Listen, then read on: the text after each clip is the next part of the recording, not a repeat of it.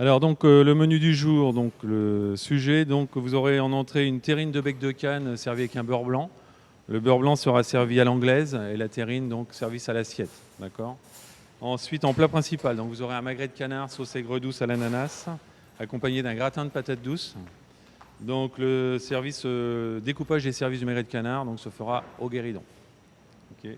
Et pour terminer, donc vous aurez des crêpes Suzette qui seront flambées. Donc pareil, flambage au guéridon. Pour les ateliers, donc, vous aurez un vin blanc à servir avec l'entrée, donc débouchage saut, d'accord, vin rafraîchi. Vous aurez un vin rouge donc, qui sera servi donc, en carafe pour le service. C'est celui que vous aurez travaillé auparavant en atelier le matin. Et puis donc à disposition pour les clients, Vaimato en eau plate et Badois en eau gazeuse et café s'ils le désirent. Alors il est 8 heures, donc je lance ces épreuves. Je vous souhaite un bon courage à tous et que le meilleur gagne.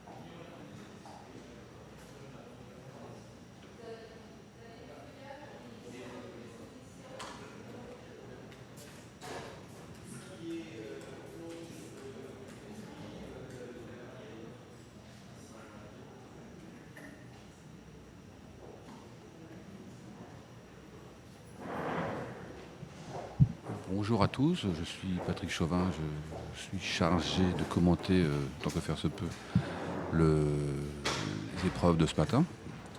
Donc rapidement, moi je suis invité ici en tant que président du concours de la hasard à la table. Je suis meilleur ouvrier de France en 2007, et parrain du concours. Voilà. Donc c'est un plaisir pour moi de participer à cette manifestation, la première en ce qui concerne les arts de la table et le bar en même temps au lycée de Papeete. Donc un magnifique événement. Ce matin, on a assisté à un chant et des danses d'accueil. C'était assez extraordinaire par les élèves du lycée. Très très beau. Alors revenons à nos images.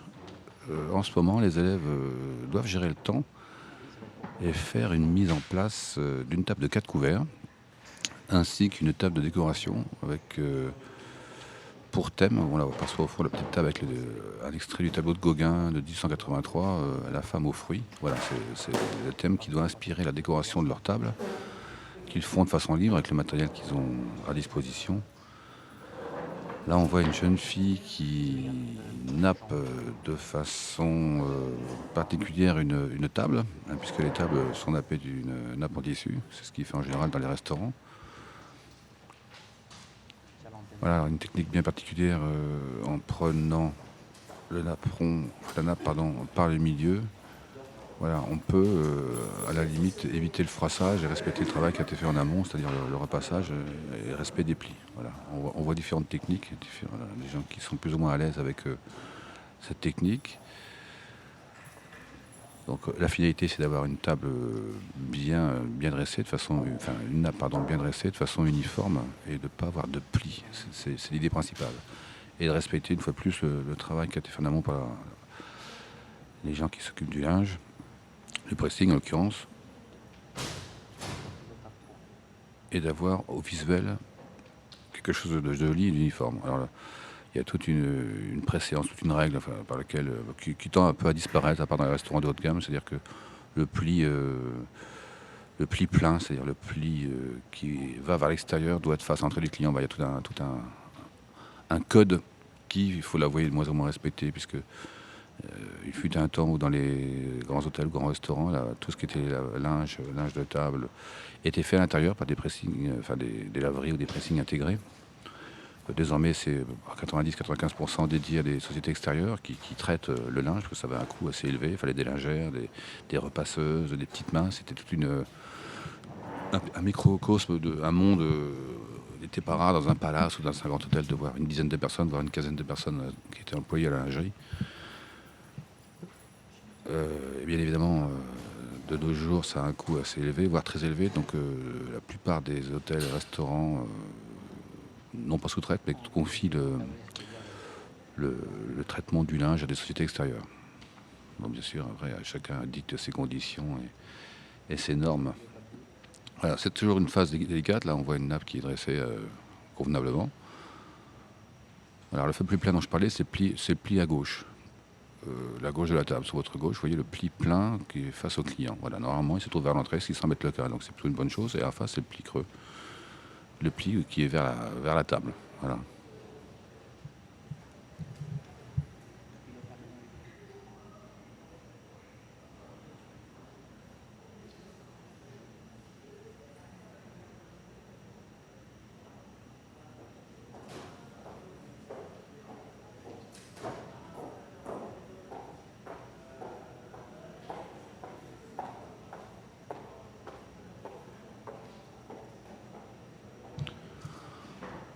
Alors nous avons un jeune homme qui utilise parfaitement la technique dont je parlais auparavant. Voilà, c'est-à-dire que vous devez, avec vos doigts, dégager le pli extérieur. Voilà, il le fait plutôt bien. Hein, son molleton, qui est le tissu plus épais, qui est entre la table et la nappe.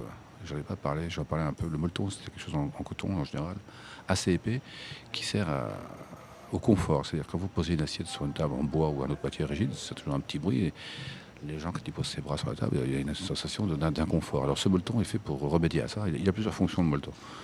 Il amortit les sons, donc c'est beaucoup plus confortable au niveau auditif. Il amortit aussi les chocs. Il a une sensation de confort quand on pose ses bras ou ses avant-coudes sur la table, ce qui n'est pas toujours poli, mais enfin bon, on le fait tous plus ou moins. Et aussi, c'est un frein aux tâches ou autres, donc il a plusieurs fonctions. Et en visuel, mine de rien, il donne un petit peu une surépaisseur et une idée de confort. Tout ça, ce sont des petits détails, c'est ça les arts de la table, ce sont que des détails. Des dizaines et des dizaines de détails qui, les uns mis bout à bout, font que vous avez une très bonne impression, ou une impression mitigée, ou une mauvaise impression. Et c'est là que ça devient un métier, parce que quand on pousse tout ça au paroxysme, et dans le domaine de l'excellence, aucun défaut n'est toléré, et ça devient alors soit intéressant, enfin bon, c'est une façon de voir les choses. Toujours est-il que dans le haut de gamme, c'est comme ça que ça fonctionne. Alors là, on a une autre technique intéressante, c'est-à-dire que le jeune homme, avec ce qu'on appelle un ramasse-miettes, efface les plis. Alors, normalement, si la nappe est bien passée, on n'a pas à le faire, mais enfin, il est possible que dans la manipulation, il y ait des petites choses qui sont froissées. Il y a une règle qui est comme assez générale qu'il faut appliquer, c'est qu'il faut absolument éviter, avec ses doigts, au niveau de l'hygiène, de repasser la main sur une nappe. C'est pas toujours, c'est même rarement excellent pour l'hygiène. Bon, là, il y a un souci, je pense qu'il va recommencer son nappage. Voilà, à nouveau, la technique habituelle. On laisse le pli pendant, on projette la nappe, on maintient le centre avec ses pouces, on les lâche et normalement, voilà. La finalité de cette technique, c'est d'éviter les manipulations. Moins manipuler la nappe, mieux c'est. Je parlais d'hygiène tout à l'heure en disant qu'il fallait éviter de manipuler, passer les mains dessus. C'est exactement la même chose pour les serviettes. Hein. Alors c'est toujours très impressionnant d'avoir une serviette qui est pliée de plusieurs façons. Il y en a quelques-uns qui sont spectaculaires, à l'image des origamis japonais, mais sachez qu'au niveau hygiène, moins on plie, plus c'est préférable. Alors ne soyez pas choqués si dans un restaurant, même de bonne tenue, vous voyez des serviettes le plier très simplement, c'est plutôt bon signe. C'est-à-dire que les gens ont fait attention à ce petit détail une fois de plus.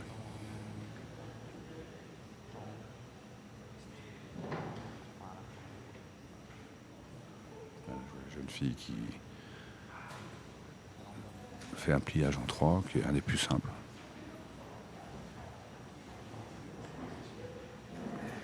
Et qui a le mérite d'avoir assez peu de manipulation. Alors en métropole ou dans les restaurants de haute volée, très souvent le personnel c'est dédié à la laverie, mais aussi ça peut être fait à la main avec des gants. Voilà. Une fois de plus, et si on pousse le paroxysme à son maximum. Ah, je crois qu'on a affaire au jeune homme qui va refaire son nappage. J'ai eu un petit souci. En fait, toutes les phases sont importantes. Le molleton doit être bien mis pour permettre à la nappe d'être bien posée. On peut avoir aussi une surnappe ou un napperon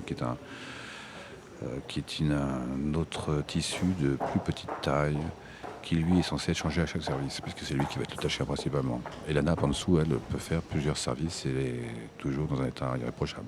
Mais ça peut arriver qu'elle soit tachée de café et du vin, notamment, c'est plus courant. Tout ça, c'est un coût très élevé. Donc pensez-y, quand vous êtes dans un restaurant, quelquefois vous êtes surpris par les notes, mais tout ceci englobe du personnel, des compétences, des coûts élevés. Hein, tout ce qui est nappage, linge de table sur un restaurant, ça coûte très cher. Pour un ordre d'idée, en métropole, en France, notamment à Paris, une nappe au pressing, c'est entre 5 et 7 euros par nappe de traitement. Les serviettes, c'est entre 1,50 €, 3 euros, ça dépend. Donc ça va très vite. Donc déjà, le client s'est assis à table et il y a déjà un coût qui n'est pas quelconque qui a été payé par l'entreprise, enfin l'établissement où vous allez. Ce sont toutes de petites choses auxquelles on ne pense pas, évidemment, parce que ça gâcherait un petit peu le plaisir, mais voilà, ça explique un petit peu que certains restaurants aient des tarifs un peu plus élevés. Mais enfin, si la qualité est là et que la prestation est de bonne qualité, je pense que c'est tout à fait compréhensible.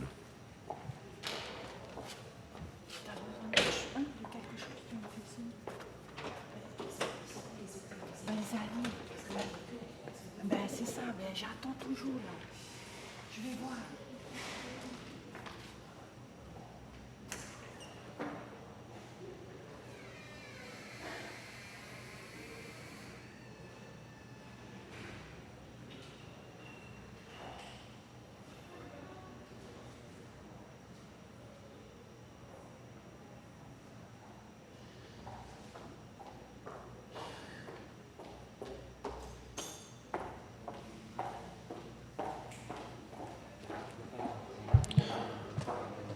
Voilà, deux jeunes filles qui plient leur serviette en trois, hein, ce qui une fois de plus est la méthode la plus utilisée.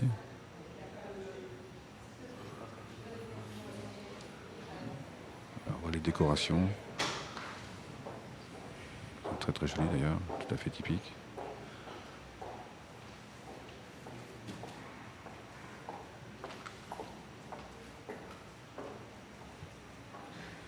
Il y a une autre règle qui semble ici pas tellement appliquée, c'est que quand vous nappez une table ou un guéridon quelconque, que ce soit chez vous ou au restaurant, enfin, chez vous c'est également la même chose, évitez de poser des choses dessus. C'est-à-dire que quand vous posez quelque chose sur une table qui est nappée, il faut que ce soit de façon définitive. Pourquoi? C'est très simple, parce que si votre vaisselle n'est pas très propre ou un peu lourde, vous voulez tout simplement marquer votre nappe, ce qui n'est pas très joli au visuel. Oui, bah, une fois de plus, c'est un détail, mais très important. Donc rappelez-vous bien, quand vous nappez une table, un guéridon, peu importe, et que vous voulez faire honneur à vos invités, une fois que vous posez l'assiette, vous n'y touchez plus. Tout ce qui est posé risque de marquer votre table, et c'est ennuyeux. En restaurant encore plus, parce que si c'est pas propre, c'est quand même quelque chose qu'il ne faut pas faire. Alors on a une jeune fille qui va commencer, contrairement aux autres, à napper sa table de décoration. Je rappelle que le thème c'est la tableau de Gauguin, la femme aux fruits, hein, de 1883, qui devrait les inspirer. C'est un thème qui est libre, très local bien sûr, puisque Gauguin est un personnage emblématique des îles.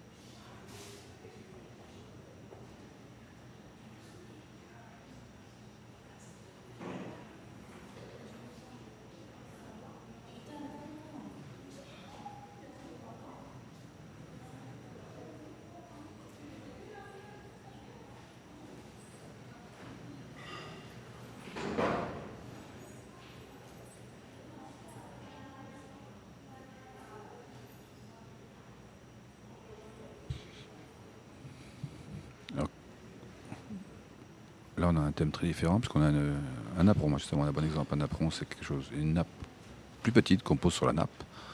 Donc je rappelle un molleton qui est épais, qui ne sera pas visible par le client, qui lui est là pour amortir les chocs et les tâches, entre autres. Une nappe qu'on voit, puisque c'est celle qui est la plus longue, hein, qui va en général à quelques centimètres du sol. Et un napperon, en l'occurrence ici il est orange.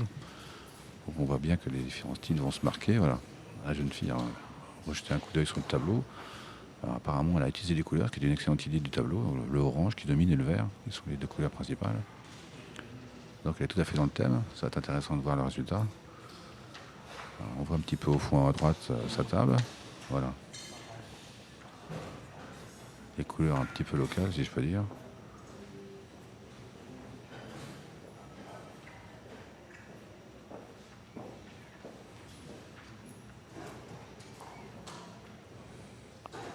Alors, il est intéressant de voir qu'avec les mêmes matériaux de base, c'est là que le talent et les idées et les innovations de chacun peuvent apporter de grosses différences. Donc charge à chacun de trouver l'harmonie et la disposition dans la créativité. C'est loin d'être évident. Là, ça a l'air plutôt bien parti.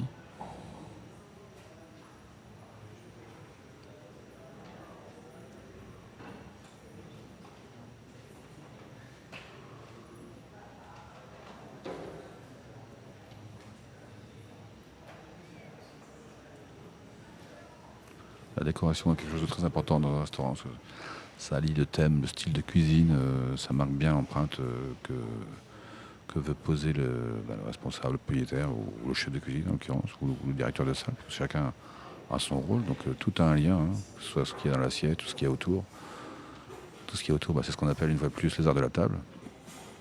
Alors, les arts de la table sont de plus en plus, si je peux dire, à la mode, puisqu'on en parle beaucoup, notamment au niveau des particuliers, puisque désormais il y a beaucoup de magasins, de boutiques qui proposent de la belle vaisselle, des couverts, de la verrerie, des nappes, de la décoration. Et il est vrai que beaucoup de familles, de gens s'intéressent au décor, aux arts de la table, voilà, que ce soit chez eux, les particuliers, ou s'intéressent aussi à ce qui se passe au restaurant. Et les restaurants aussi mettent l'accent sur la vaisselle, le nappage, les couverts, la décoration, les fleurs. Voilà, ce sont des choses qui ont pris un très bel essor, avec des choses magnifiques, des choses avec des goûts un peu plus litigieux, si je peux dire, mais enfin, chacun ses goûts. Là, on voit une autre table, toujours sur le thème de Gauguin, qui a plus fait dans la sobriété, mais qui a un thème intéressant, voilà, avec des produits très très locaux. Alors, bien sûr, elle n'est pas terminée, donc on va attendre un petit peu, mais on sent déjà qu'il y a une petite idée. Voilà, une autre table, une table de deux, bien sûr. Utiliser aussi les fleurs locales, avec un très joli vase. Deux couverts. Alors, le centre, on a coutume d'appeler ça un chemin de table. Cette petite nappe verte qui a été pliée sur elle-même, voilà, c'est ce qui en général se pose au centre. C'est assez utilisé sur les grandes tables carrées, rectangulaires. Voilà, ça délimite un petit peu le territoire et ça fait un trait dans le visuel intéressant. Bon voilà, c'est la mise en place la plus simple, hein, c'est une assiette, une fourchette et un couteau, un verre à eau et un verre à vin. Voilà, donc c'est la base d'une mise en place, qu'on appelle classique. Alors pourquoi la mise en place classique constitue aussi peu de choses? C'est très simple, dans un restaurant, quand vous arrivez, le restaurateur n'est pas censé savoir ce que vous allez consommer, sur la carte au menu, donc la mise en place, c'est ce qui est le plus simple, et au fur et à mesure, en fonction de votre commande, vous aurez découvert, en l'occurrence pour les poissons, des fruits de mer, des légumes ou autres.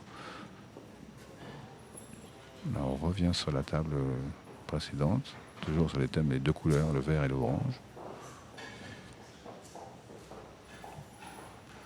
Voilà. Un apron intéressant, entre le bleu et le violet, et des motifs très locaux également. Donc c'est intéressant, on a plusieurs pistes qui ont été lancées, et c'est bien, chacun se démarque avec ses idées, c'est vraiment intéressant.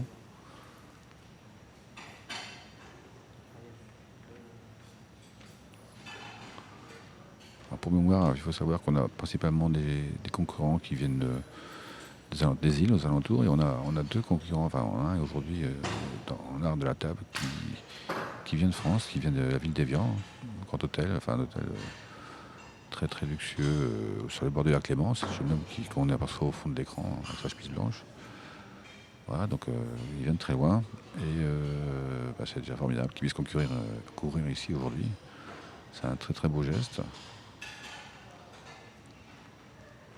Alors ils ont fait appel, si je ne me trompe pas, au sponsoring auprès de leur fournisseur pour pouvoir venir ici. Ils sont venus à deux, puisque son comparse, lui, concourra, voilà, tout à fait, voilà, le jeune homme, va concourir dans la catégorie du bar, ce sera jeudi. Donc c'est un binôme qui fait les deux épreuves. Alors ils ont eu un très beau geste, parce que le sponsoring a bien fonctionné. Ils sont des gens très bien, et l'excédent du sponsoring, ils l'ont versé à une association polynésienne pour la protection de la nature, donc, et écologique. Donc un très très beau geste qui a été très apprécié quand on l'a appris hier soir. Voilà. Donc tout à fait dans l'esprit de cette compétition qui se fait vraiment dans le fair play.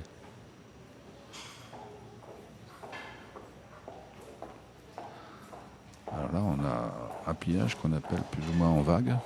Voilà. Alors comme je me permettais de le dire auparavant, c'est pas l'idéal au niveau de la manipulation, parce qu'il y a beaucoup de manipulations, donc au niveau hygiène, c'est pas forcément ce qu'on recommande. Enfin, c'est un.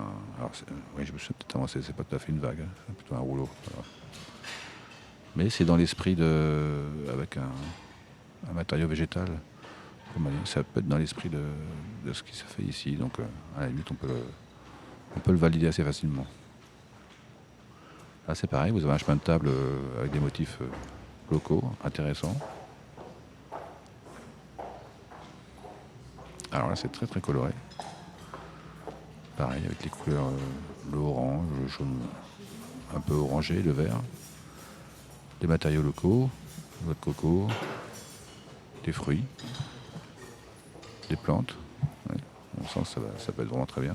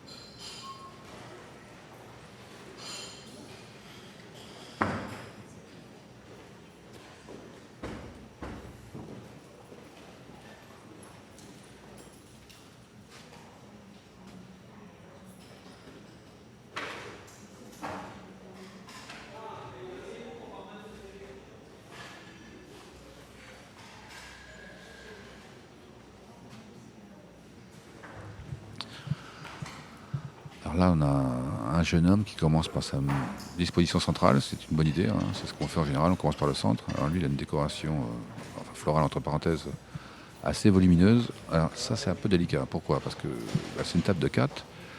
La règle, c'est qu'il faut absolument éviter.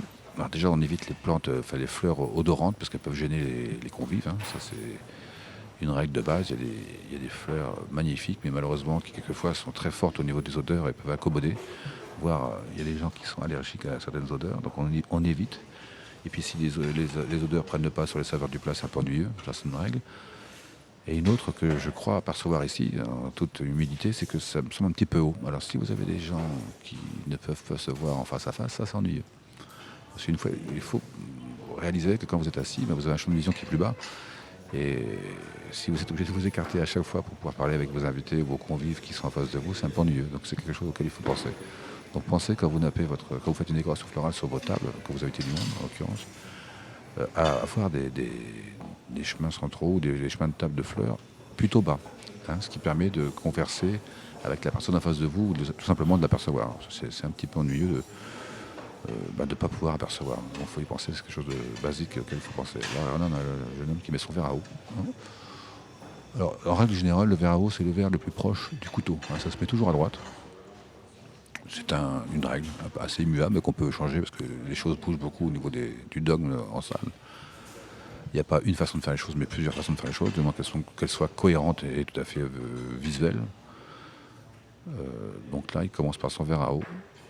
Il y a une nouvelle mode en ce moment, c'est que dans les restaurants, vous devez mettre le verre à eau. Voilà, et on met le verre à vin en fonction de votre commande. Si vous avez pris un vin blanc, un champagne, un vin mousseux, un vin effervescent, un vin rouge, un vin rosé. Voilà. On vous met le verre, la verrerie, comme on l'appelle en termes génériques, en fonction de votre commande de verre. Voilà, ce qui met l'accent sur la sobriété de la mise en place. Alors, je reviens au nappage, puisqu'on parle de sobriété. Il y a aussi une grande tendance actuelle en métropole, c'est que désormais, surtout dans les restaurants haut de gamme, on utilise de moins en moins de nappage. Ça peut paraître surprenant. On a des tables brutes où on pose directement les couverts et les assiettes. Voilà. Alors bien sûr, ce sont des supports parfaits, hein, des bois rares, des essences rares, voilà, poncés ou vernis, voilà, ou même ça peut être des matériaux comme de la pierre, ce genre de choses. Donc on change complètement de domaine. Et on a des tables extrêmement sobres. Je pense particulièrement au Plaza Athénée à Paris, chez le restaurant Alain Ducasse, où il n'y a plus de nappage depuis de nombreuses années. Ce sont un peu les précurseurs, hein, avec l'excellent Denis Courtiade, qui est le directeur de salle de ce restaurant, qui a lancé plusieurs choses comme ça, tout à fait dans l'esprit, hein, puisque la carte du chef, elle est dans l'esprit de la sobriété et de la nature. Donc le thème étant la sobriété, alors, le dogme, parce que c'est un peu un dogme du nappage, a disparu, donc ils ont carrément supprimé les nappes, avec des supports en bois, enfin le plan de table est en chêne, hein, des chênes très anciens, poncés, c'est magnifique. Donc c'est un peu surprenant et déstabilisant pour les clients au début, mais on s'y fait très vite. Et les couverts sont directement posés sur la table, sans nappage. Et ça passe très bien. Passer la surprise, on s'y fait très bien. Alors ça, c'est à nouveau la table 2 avec son décor. Alors là, on peut accepter un petit peu la hauteur qui a été mise, parce qu'ils sont en face à face. Donc ça permet ils peuvent se voir, donc ça ne gêne pas du tout. C'est plus ennuyeux sur une table de 4. On met au centre, mais là, ça passe.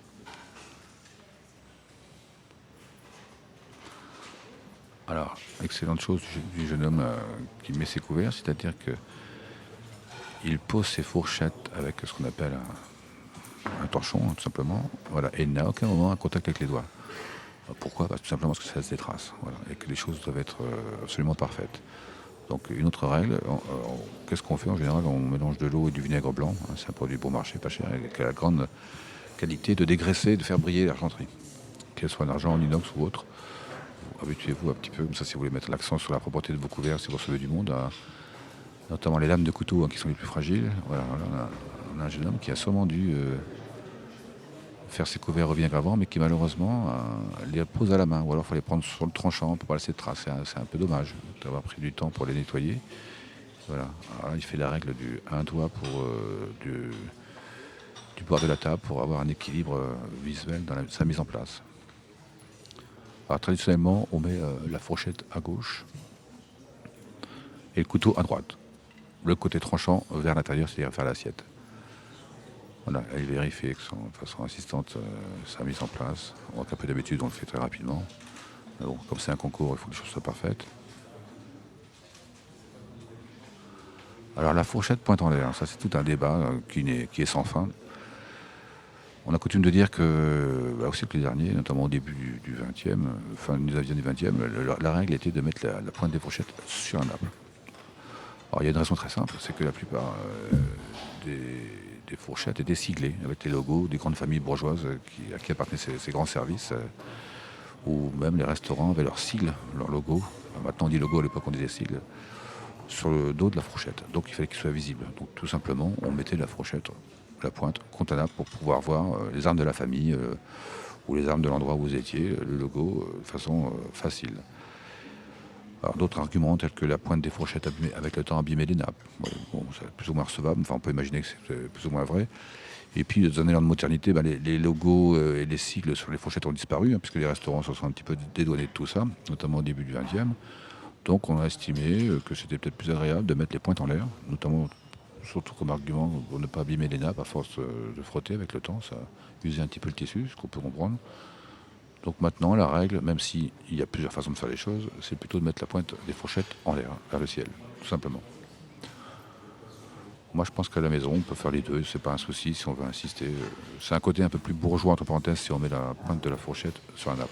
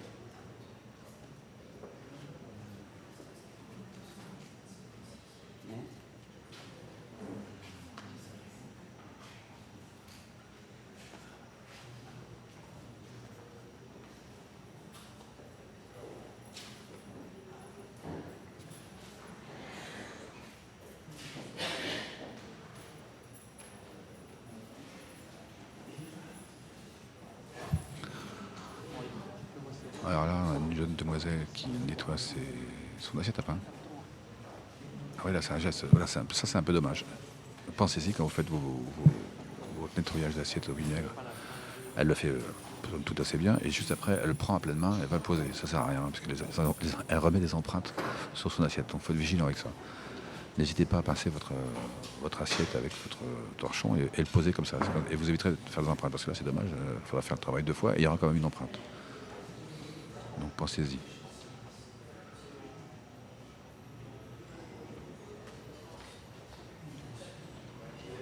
Alors, on a un pliage un peu différent. Voilà, une espèce de petite vague, c'est plutôt joli. Il y a un peu de manipulation, c'est dommage. Ouais, j'insiste là-dessus, hein, la manipulation, l'hygiène. La règle étant de manipuler un minimum. Alors ça, voilà quelque chose de très intéressant, tout à fait dans le thème du tableau, puisque ce sont une palette de peintre qui a été plutôt préparée à l'avance. Ça, c'est une idée plutôt originale. Et même l'assiette à pain a été colorée. Ça, c'est vraiment intéressant. Donc on est complètement dans le thème de la peinture. Les couleurs utilisées, bien sûr, sont les couleurs locales et celles du tableau. Donc c'est plutôt une excellente idée.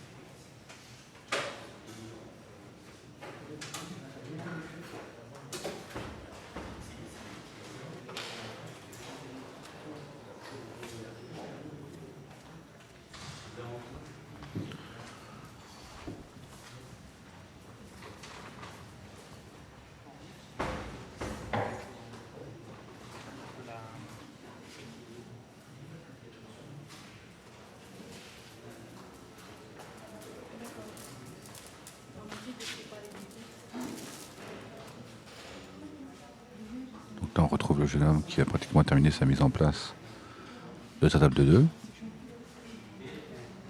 Donc la progression est plutôt bonne, il a fait son décor, posé ses assiettes, qui est la base de la mise en place.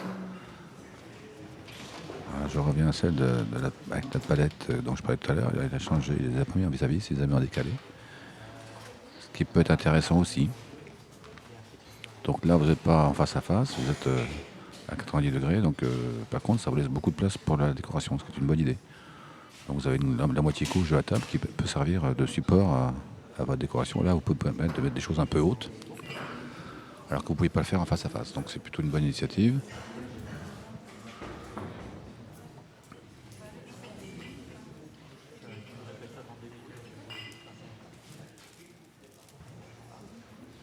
Alors celle-ci, on ne l'a pas encore approchée. Alors elle a de très jolies couleurs. Toujours l'orange, le jaune profond, voire orangé, et les motifs locaux. Avec les produits comme la noix de coco, j'imagine, et les feuilles des arbres qu'on trouve ici assez facilement. Des plantes, pardon. Avec un petit motif en bois local, et le drapeau local, bien sûr. Donc tout y est. C'est des fleurs, évidemment. C'est dans l'esprit.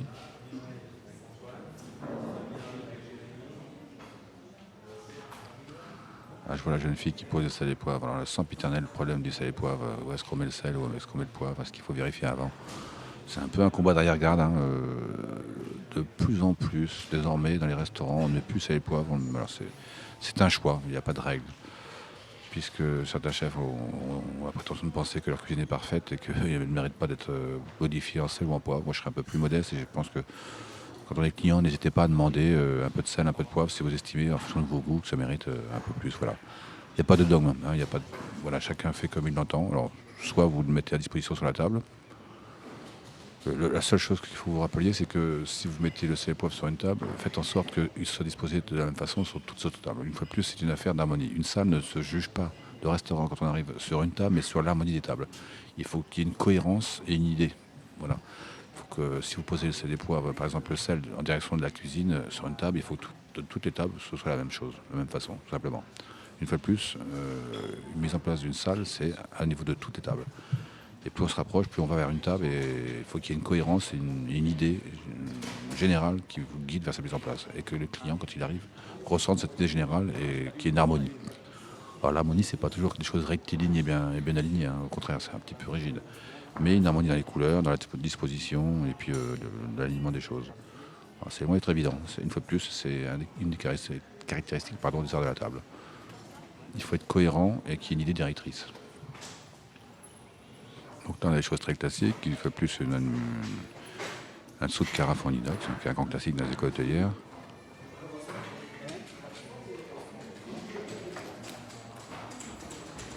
Une demoiselle qui fait ses verres de l'eau, j'imagine un petit peu vénérée peut-être. Voilà.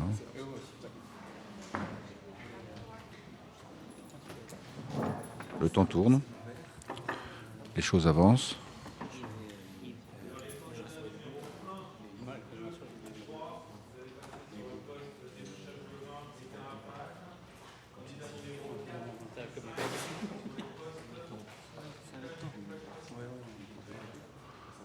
Voilà, comme on l'avait entendu, les épreuves vont commencer, les élèves vont passer par roulement de 3. Donc ils reprendront leur mise en place juste après. Là, on a en premier plan, on a la table de 2 avec son chemin de table légèrement bleuté, et je pense qu'on aura la même idée sur la table de 4. Donc c'est vrai, quand je parlais de cohérence, là on est dedans. Il y a une idée générale, la couleur, le chemin de table qui est le rappel. Donc là, bien sûr, c'est pas fini, donc on va attendre que ce soit terminé, mais ça semble intéressant. Au moins il y a une cohérence. Donc les épreuves, les ateliers vont commencer par roulement de 3. Donc les candidats numéro 4 et 5, donc vous nous préparez donc 4 darnes de saumon.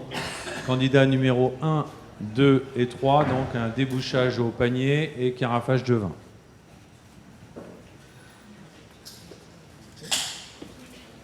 Bonjour messieurs, j'ai vu avec votre baie d'hôtel que vous alliez vous faire plaisir avec un joli Nero maison 2017 sur un petit cépage Malbec. C'est exact. Alors là, on a l'épreuve Je pense que pour on va laisser parler le candidat. qu'il soit plus agréable à la dégustation, je pense le carafé. Êtes-vous d'accord?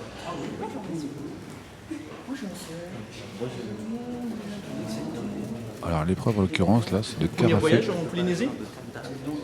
à un vin rouge. Ah très bien. On va écouter le candidat et on fera un commentaire. Donc, vous pourrez déguster si vous le souhaitez des vins tahitiens. Ce sont des vins blancs très, très iodés qui sont cultivés sur un atoll. Mais là revenons à notre Malbec.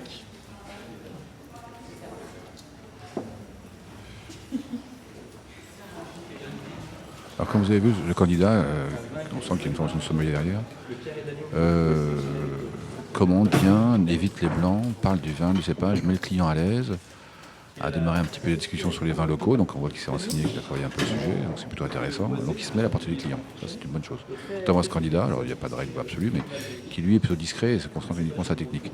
Il faut que vous appreniez, c'est un petit conseil que je vous donne, à travailler en parlant avec vos clients, ça c'est très important. Il faut être bitache. Alors, le cerveau n'est pas fait pour ça, donc c'est un peu compliqué, mais avec l'habitude, on y arrive. Il faut arriver, notamment à l'épreuve d'examen, à commenter, à argumenter ce qu'on fait, tout en faisant. C'est un exercice auquel il faut s'habituer, auquel il faut s'entraîner. En avion, j'imagine. Alors, on revient au candidat qui arrive de France, qui, lui, je crois, avoir une formation de sommelier, donc normalement, ça sera un peu plus à l'aise sur cette phase. Vous le faire déguster.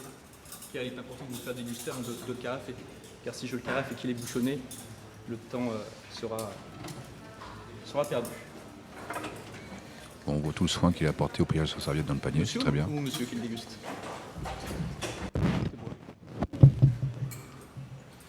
Parce que souvent, malheureusement, on a de soucis, car les vins voyagent en container, et cela crée, avec les variations de chaleur, parfois des défauts.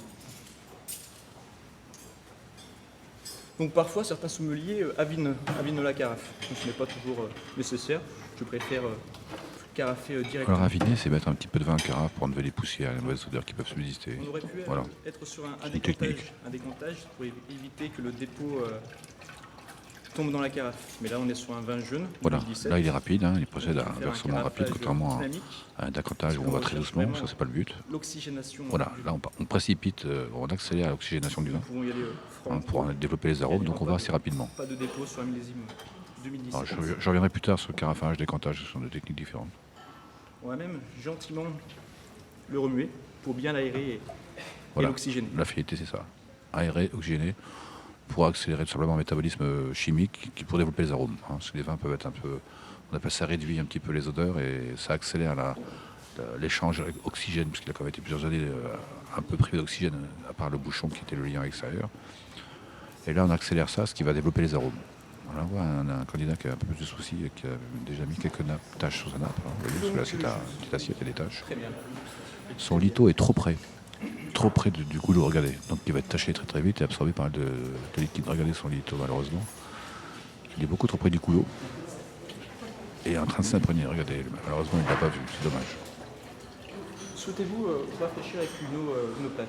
Alors le litho, c'est la serviette, entre parenthèses, que tu utilises en service. C'est plus grand, hein. On le reconnaît facilement. On ne confond pas qu'une serviette, c'est un tiers plus grand. C'est assez épais, ça permet c'est l'outil indispensable du chef de rang, du maître d'hôtel pour travailler en salle, pour les plats chauds, pour éviter de toucher avec les mains, voilà. Bon là, malheureusement, il est un peu trop près du goulot, donc il a été taché avec le vin. Voici notre eau locale de Tahiti. Alors, c'est intéressant parce qu'on voit vraiment deux techniques différentes entre le jeune homme à la veste noire et le jeune homme à la veste violette. Voilà. Deux concepts un peu différents.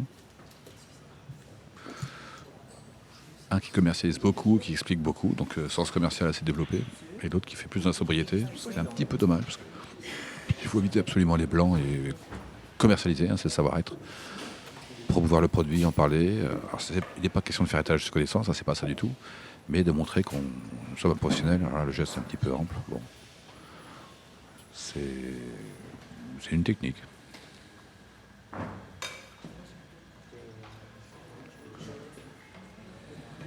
Et le passage en carafe a vraiment dû lui faire du bien. Et rien que nous mettons votre nez, il y a vraiment le fruit qui arrive tout de suite. Alors, moi, je vous recommande de goûter. Hein. Alors, on ne l'a pas vu, il a sûrement fait. De goûter le vin, voilà, pour vous assurer. Parce que le nez, en général, permet de déterminer s'il y a un bouchonnage ou pas. Il faut déjà être bien exercé, avoir l'habitude.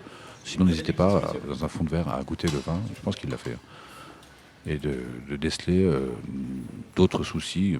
Il peut y avoir une piqûre acétique, c'est du vinaigre, ou il peut y avoir d'autres maladies un peu plus rares qu'on peut détecter assez facilement à la bouche. Voilà. Dans ce cas-là, on change la bouteille, on présente ses excuses au client, et on le met exactement la même. Alors, on a une demoiselle qu'on n'a pas encore vue. Malheureusement, on n'a pas pu voir sa technique, mais on voit le résultat final, donc ça a l'air tout à fait correct. La bouteille, le bouchon qui est devant, c'est bien. Ça prouve qu'on n'a pas triché. La carafe qui est remplie. J'imagine que peut-être elle a versé. Voilà. Ah, intéressant. La darne de saumon. Alors, évidemment, le saumon n'est pas un poisson local, hein, ça c'est évident. Le poisson qu'on utilise en France, c'est le Samo solar, hein, c'est la variété la plus prestigieuse, si je puis dire, du saumon, parce que, comme vous le savez, il y a le saumon du Pacifique, le keta, il y a plusieurs variétés de saumon, notamment celui qu'on utilise pour les conserveries, celui qu'on utilise en Amérique du Nord. C'est une qualité de chair différente, un peu moins prestigieuse que celle qu'on utilise en Europe, le saumon d'eau froide. Alors, il y a plein de variétés, le king et autres, qui sont utilisés la plupart en conserverie. Donc le saumon qu'on utilise au restaurant, notamment en Europe, c'est le Samo solar, qui est un saumon des mers froides, mer du Nord en l'occurrence. Alors la darne, il ne faut pas confondre avec le tronçon. Une darne, il y a une règle très simple. Pour vous rappeler, une darne, c'est sur un poisson plus ou moins rond, comme le saumon. Il y a un tronçon. Dans une règle générale, c'est sur un poisson plat, exemple turbo, flétan, sol, les grosses sols. Hein. Il y a une grande mode en ce moment aussi, c'est de faire des tronçons de sol. Alors, des grosses sols d'1,5 kg, 2 kg, qui sont de grosses sols. Et on taille dedans des tronçons. Voilà. Donc soyez vigilants, quand vous dites tronçon et darne, c'est pas la même chose. Hein. On a affaire à un saumon qui a l'air un peu cuit quand même. Car quelle est l'idée de cette darne de saumon? L'idée, c'est de détacher la peau qui est cuite. Alors la technique la plus intéressante visuellement et esthétiquement, c'est d'arriver à coincer entre deux dents de fourchette la peau et de la faire rouler. C'est un beau geste. On débarrasse au centre, en haut, la partie adipeuse du saumon, parce que le saumon est un poisson gras, mais excellent au niveau qualité, notamment en oméga 3. On se débarrasse de toute la peau. Et ensuite, on essaie d'extraire sans faire trop de dégâts visuels. Et là, il est un petit peu cuit. Donc, la décharge du candidat, je pense que le saumon est un peu cuit. On se débarrasse de l'arête centrale en l'extrayant.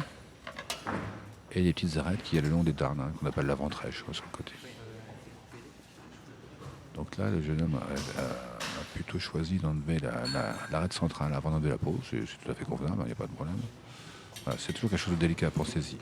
L'idée, c'est que vous arriviez à reconstituer la darne dans de bonnes conditions, la remettre dans l'assiette pour le client chaude, donc il faut aller très vite. Ah oui, alors, les déchets, pensez-y, les déchets, mettez-les dans une assiette à côté. C'est beaucoup plus joli. Une petite assiette à entremets sur le côté où vous mettez vos déchets. Les déchets, c'est quoi? C'est la peau. C'est les arêtes. C'est plus joli visuellement et c'est plus propre au niveau hygiénique. Voilà, là, il est en train de le faire. J'ai parlé un peu trop vite. Donc l'idée, c'est de reconstituer la dame dans l'assiette du client pour qu'il puisse la consommer, débarrasser de la peau et débarrasser des arêtes. Donc en théorie, tout ce que vous voulez lui servir, il n'aura pas de souci pour la consommer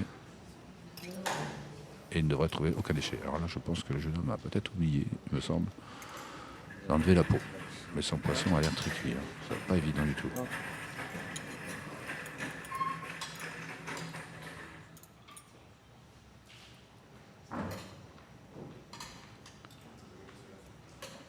Et bien qu'en il y a un peu d'émotion, hein. On n'est pas dans un état tout à fait normal, si je puis dire. Donc on a tendance à quelquefois à oublier les choses.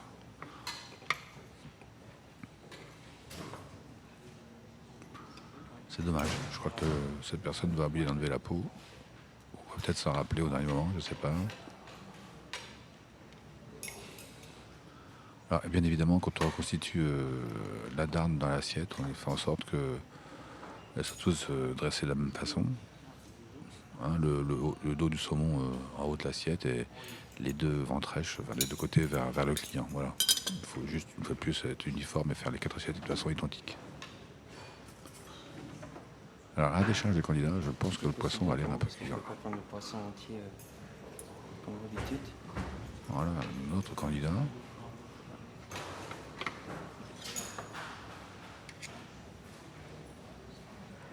Donc je vais juste prendre le morceau, retirer les arêtes et les décomposer ensuite dans les assiettes.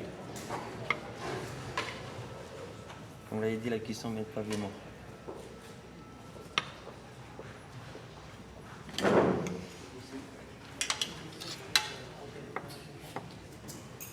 Alors, il faut toujours être très rapide pour les poissons. Les poissons ont ce gros défaut de refroidir très très vite. Alors veillez à ce que votre plat soit posé sur une plaque à accumulation, qu'elle soit toujours très chaude, que ça maintienne la conservation du chaud bien sûr. Et veillez vous. Alors moi je conseillerais de ne pas travailler sur une assiette, sur une planche en bois, parce qu'une planche en bois c'est froide. Je vous conseillerais de travailler sur une grande assiette chaude. Donc vous faites faire par votre commis ou vous organisez avant le service de travailler votre darne de saumon dans une assiette qui sera donc pas chaude, très très chaude. Et là, alors, on parle souvent de la chaîne du froid. Là, ainsi, vous n'avez pas à rompre la chaîne du chaud.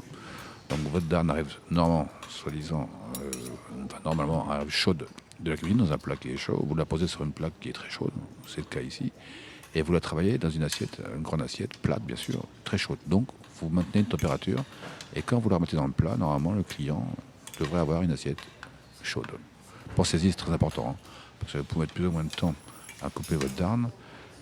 Et rien de plus agréable que de manger une darne de saumon froide ou tiède alors que tout le reste est chaud, notamment la garniture, les légumes et la sauce qui l'accompagne. Ça, c'est ennuyeux. Là, c'est un petit peu long. Bon, il y a peut-être un souci. Donc pensez-y, hein, mettez-vous toujours à la place du client. Il faut que ce soit rapide et que ça reste chaud. Et visuellement, bien sûr, ça doit être parfait. Alors, il n'y a pas une bonne façon de faire les choses. Il y a des façons. La vôtre peut être parfaite. Il faut une fois de plus être cohérent et travailler rapidement et faire en sorte qu'esthétiquement, ce soit joli et efficace.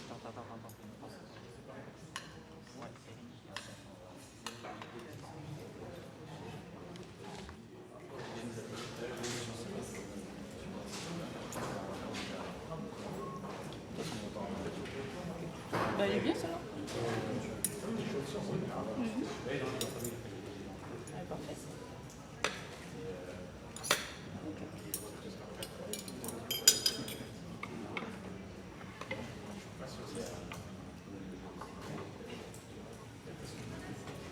Elle est mieux, ça. Ouais, elle est moins épaisse. C'est différent.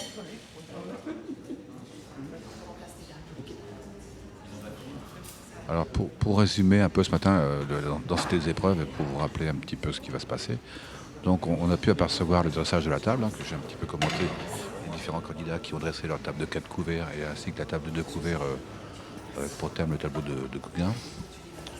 Le débouchage d'un vin rouge au panier et carafage, on en a aperçu quelques-uns, 2 ou 3 jeunes gens qui ont carafé leur vin. Et en dernière instance, on a vu le découpage et le filetage du poisson, en l'occurrence d'une dinde de saumon. Voilà.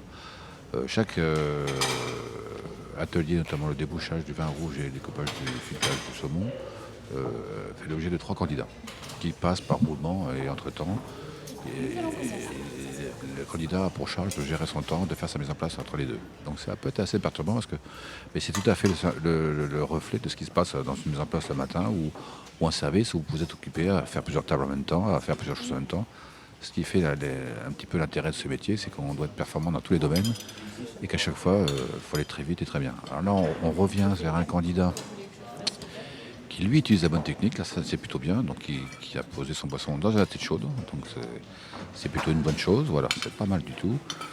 Qui roule sa peau autour de la fourchette, très bien, alors ça c'est très important, si la cuisson est bonne, bah, c'est plus facile, si le poisson n'est pas assez cuit, vous ne détachez pas, et si le poisson est trop cuit, votre peau se rompt, donc c'est tout un équilibre de la cuisson. Donc une fois de plus, on dépend de nos amis de la cuisine, hein, comme assez souvent d'ailleurs. Voilà pourquoi il faut que les deux équipes travaillent ensemble, toujours en harmonie et en bonne entente. Alors là, on a un jeune homme qui, lui, utilise autre chose, enlève l'arête centrale, pourquoi pas. S'il n'oublie pas d'enlever la peau, ce serait bien. Je ne sais pas si on peut revenir à la jeune fille qui coupait son saumon. Voilà, parfait. Voilà. Donc là, on voit alors cette partie adipeuse dont je parlais tout à l'heure qui se trouve sur le haut. Hein, n'oubliez pas d'enlever, elle a la forme d'un V. Hein, c'est la partie adipeuse du dos du saumon. Alors là, elle va extraire, attention. L'arête centrale, il faut être très délicat. Il faut essayer de ne pas séparer les deux filets. Voilà. Elle vient d'enlever la partie adipeuse, un petit peu rapidement, mais bon. Veillez aux détails, c'est important. Soyez toujours très précautionneux et très délicat. Bah là, elle va vite. Bon.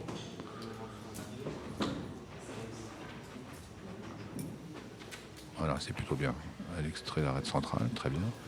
Après, pour regarder, il reste toujours des petites arêtes. Hein. Notamment sur la partie ventrèche qui concerne le ventre du poisson. Bon.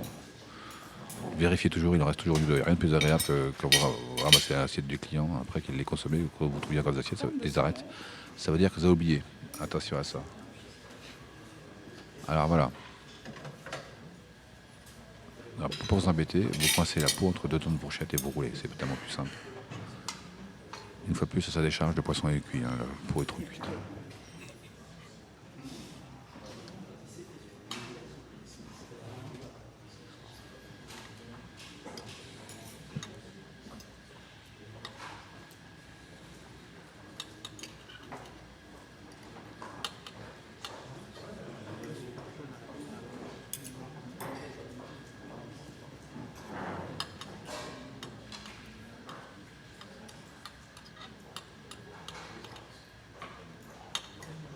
Alors on revient sur les candidats qui entre chaque atelier continuent à faire la mise en place.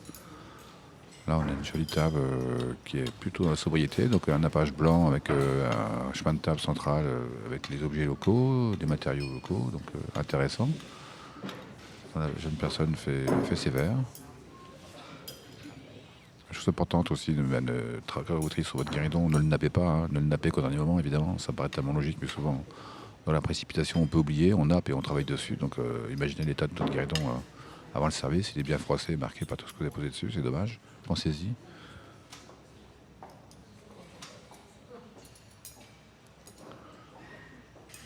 Alors les verres, toujours des torchons propres, parce que ça marque très vite, c'est toujours délicat. La vapeur, c'est pas mal, quand on peut le faire. Ça dégraisse et ça fait briller. Évitez absolument de passer vos verres au vinaigre, parce que le vinaigre a ce gros souci de laisser une odeur, donc quand vous mettez le nez dedans, c'est pas agréable. Vous buvez de l'eau qui a goût d'odeur de vinaigre, c'est agréable pour le client, donc évitez absolument. La vapeur, c'est le bon compromis si vous pouvez. Ou au pire, de l'eau chaude. Alors là, on a une table de deux très sobre aussi, jolie. Donc avec le pliage de serviette en rouleau, un peu style pension, c'est rigolo. Une fleur, ça semble bien aligné, voilà.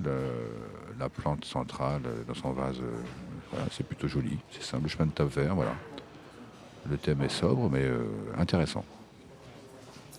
Tout semble à peu près coordonné et de bonne facture.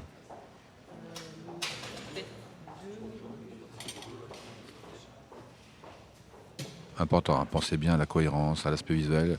Qu'est-ce qui va marquer le client dès qu'il va arriver, voilà, qu'il se sente à l'aise. Des petits détails peuvent perturber, donc pensez-y. Pensez-y. D'abord l'aspect général de la salle, puis votre table. Chaque chose doit trouver sa place. Il faut créer un choc au niveau visuel, que ce soit au niveau des couleurs, de l'alignement, et ainsi de suite. C'est important. Vous n'êtes pas une table seule au milieu d'un restaurant, mais c'est un ensemble. Donc il faut réfléchir au sens large. Une autre table, avec une déco florale sur le côté. Donc déjà c'est bien, plutôt mieux. Parce qu'au centre, ça aurait été ennuyeux pour se voir. Donc là, il y a un gros travail sur la décoration florale. C'est très joli. Le pliage qui est un croisement entre la vague et un pliage plus classique. Donc je crois voir que l'assiette à pain où il y a eu un petit couteau, très bien, aux 3/4. Bon.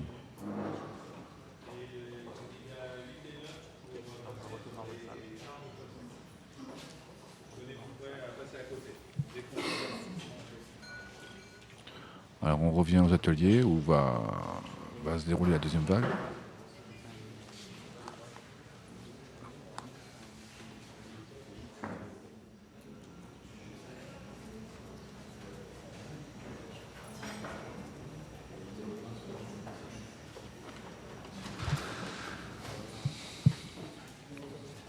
Alors là on a une table qui est terminée, ça a l'air... c'est celle dont je parlais tout à l'heure, malheureusement, ça n'est qu'un point de vue. On a de la hauteur, hein. On a quelqu'un qui voit les choses vers la hauteur, ce qui est plutôt bien. Avec des pierres locales, je pense que ça doit être plus ou moins volcanique, une jolie plante au milieu,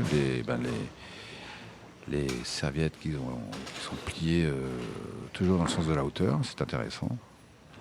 Donc à la limite, dans le thème, il est plutôt cohérent, puisque tout va prendre l'élan vers le haut.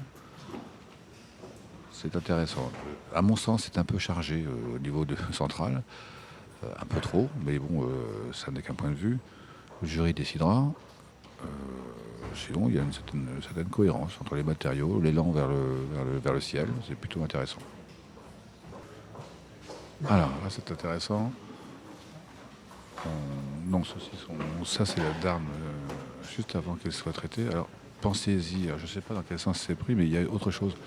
Un plat de poisson, il y a toujours un sens pour le présenter. Pensez que la tête, quand vous avez les poissons entiers avec la tête dans un plat, toujours la tête à gauche. Pourquoi ? Parce que quand vous allez la disposer sur votre planche ou sur votre assiette chaude à couper, on raisonne toujours en termes de droitier. 80% d'entre nous sont droitiers. Si vous êtes coché, bien sûr, les 20%, vous travaillez à l'inverse, tout simplement.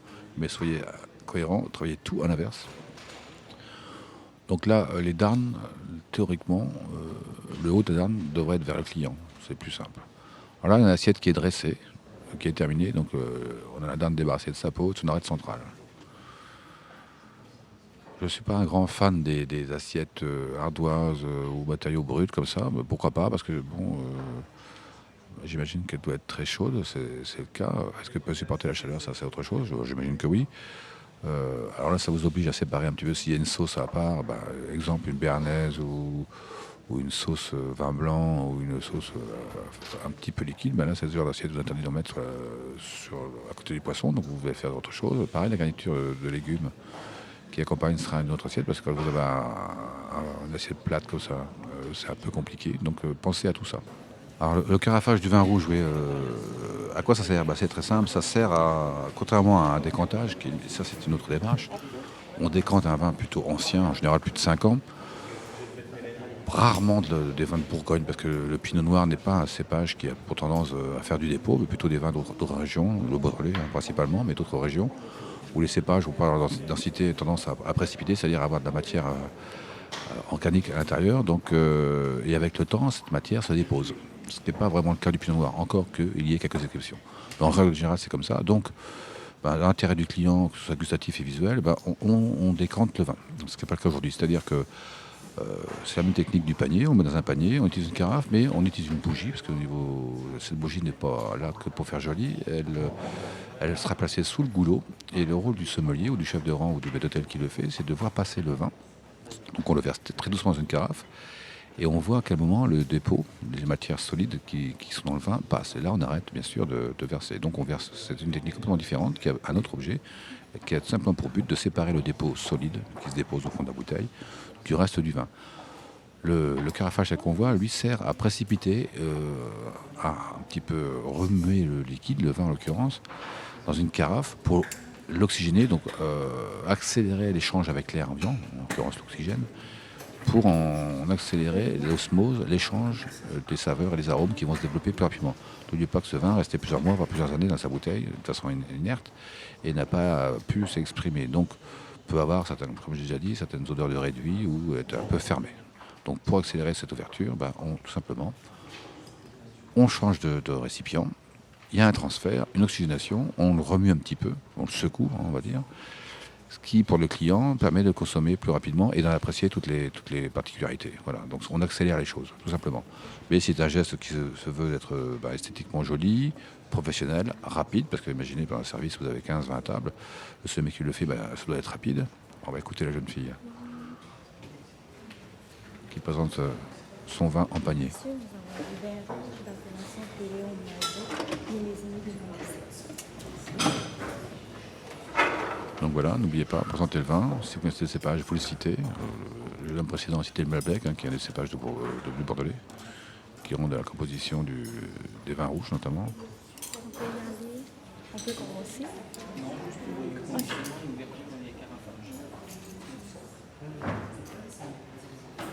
Alors, soyez à l'aise avec vos instruments. Avec vos sommeliers, il faut que vous soyez à l'aise avec. Tout d'abord, je vais inciser la capsule congite. Alors, si vous êtes professionnel, vous ne dites pas ce genre de choses. Vous dites pas, un jury, bon, bien évidemment, un client, vous n'allez pas dire je vais inciser. Le client, il est là pour regarder et continuer cette discussion ou échanger avec ses amis. Vous travaillez, c'est une autre démarche. Pensez toujours que lors d'un concours, d'un examen, vous êtes face à des clients. C'est important. Je l'incise verticalement. Il n'est pas nécessaire, à moins que le client vous le demande, de commenter ce que vous faites, puisque vous n'avez pas à entrer dans leur conversation, c'est pas le but. Là, c'est un concours, certes, mais ne confondez pas, c'est important. Voilà, c'est fait d'une façon assez propre, c'est plutôt bien. Donc, c'est débarrasser la capsule congé, proprement, c'est bien. Voilà, visez toujours le centre, c'est important, parce que votre vis doit bien être mise. Voilà.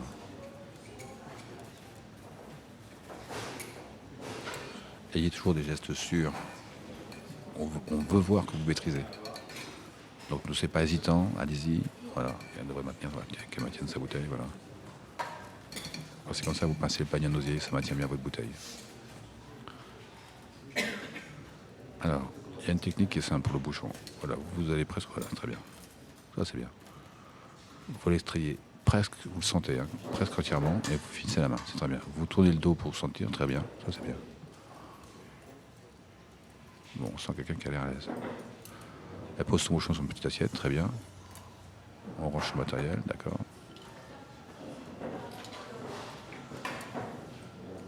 Voilà, alors là, soyez puissant, mais léger. C'est compliqué, c'est-à-dire qu'il faut un petit peu de force pour l'extraire, mais il ne faut pas que ça se voit. Attention, on ne tord pas le bouchon, sinon il risque de casser. On utilise l'autre partie du limonadier, ou on dit aussi couteau sommelier. Alors, ayez toujours un couteau de bonne qualité, n'hésitez pas à mettre le prix, évitez les choses commerciales, mais achetez quelque chose de professionnel, et vous serez tellement à l'aise. Attention, on va le tordre et risque de le casser. C'est un peu délicat. Voilà, c'est un peu tôt pour finir la main, il n'est pas assez extrait. C'est un peu tôt. Repliez votre couteau quand vous faites ça, ça vous donne de l'assise, voilà, repliez-le, voilà. Voilà, soyez très délicat. Alors là, on a la jeune fille qui s'est bien débrouillée sur la première phase, qui normalement maintenant, pliez bien esthétiquement votre litho, c'est important.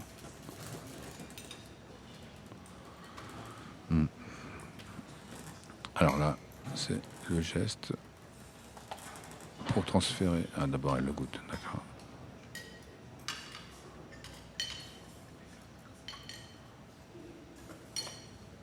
Là, elle reste de faire une goutte, c'est dommage. Elle l'a juste senti, je pense qu'elle aurait dû le goûter.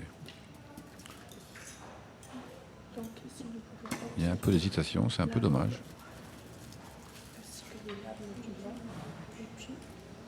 Passer au carafage qui va aider à élever. Ouais, il faut que le geste soit sûr. Voilà, très bien. On y va franco. Mais on contrôle tout. Voilà, on y va. C'est bien. Je rappelle que l'intérêt, c'est de verser pour oxygéner. Donc on n'a pas peur d'y aller. On vérifie quand même que rien ne passe au niveau solide. Normalement non, mais bon, on vérifie quand même. Voilà. Très bien. Attention à la goutte, important. Voilà, un petit geste sec, fait tomber la dernière goutte, pensez-y. Mais pour celui-ci, il y en a. Alors là, quand c'est comme ça, la bouteille, vous la mettez sur le côté, mais elle ne sert plus à rien, et l'étiquette va le client. Comme ça, le client peut la regarder tant qu'il veut. Pensez-y. Donc là, il secoue un petit peu pour accélérer l'oxydation, très bien. Voilà. Allez, à penser. Le verre, on se débarrasse, on n'a plus besoin. Voilà. Ce serait bien si elle pouvait servir 2 verres pour le client. Bon. On rejoint le modèle de tout à l'heure, qui verse généreusement, c'est bien. Donc un sang qui change de côté, doit être gauchère.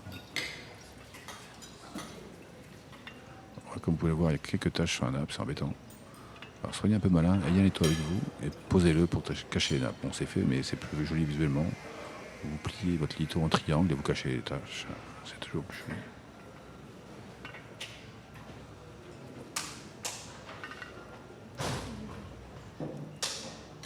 Voilà, l'étiquette de la client, pensez-y.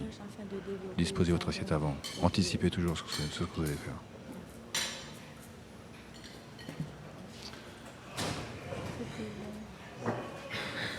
C'est dommage, elle est un petit peu là en victime avec le regard un peu, c'est dommage.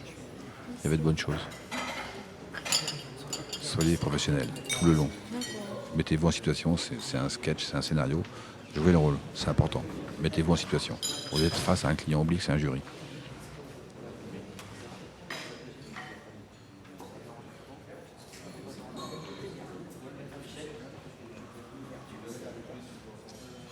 Alors là, on a un jeune homme qui va sûrement commencer ses dames de saumon. Alors, comme je vous le disais tout à l'heure, le plat est mal dressé. Bon, on le met à gauche, on est d'accord, mais les dames doivent être dans l'autre sens. Ah, il y a une qui a été faite. Soit l'assiette chaude, ça c'est bien.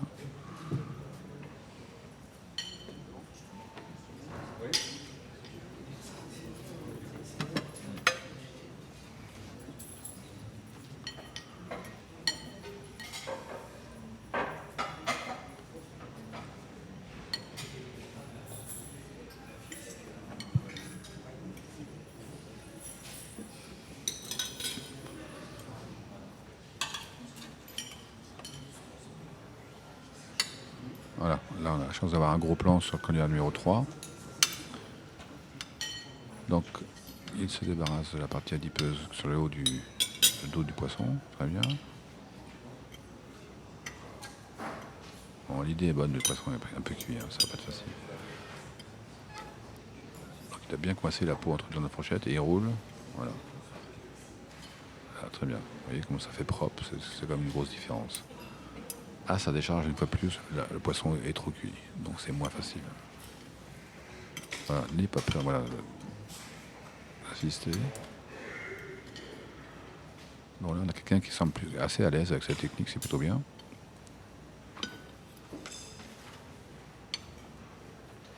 Donc ensuite, normalement, il va enlever, extraire l'arête centrale, ce qui est un peu délicat.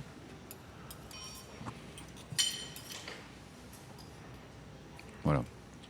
Moi, je préconise avant, voilà, de chaque côté, d'écarter un petit peu, en essayant de ne pas détacher le haut du filet. C'est embêtant, mais c'est... Voilà. Et par petites touches, oui, c'est plutôt bien. Vous extrayez en insistant à chaque fois, voilà. Voilà, très bien. On sent quelqu'un qui maîtrise comme assez bien son sujet. Alors, voilà, veillez toujours à enlever les petites arêtes qui restent, il en reste toujours quelques-unes. Notamment une fois de plus sur l'intérieur de la ventrèche, c'est là où elle se cache.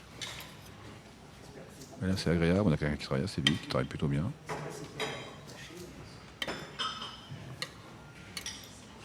Donc la partie adipeuse.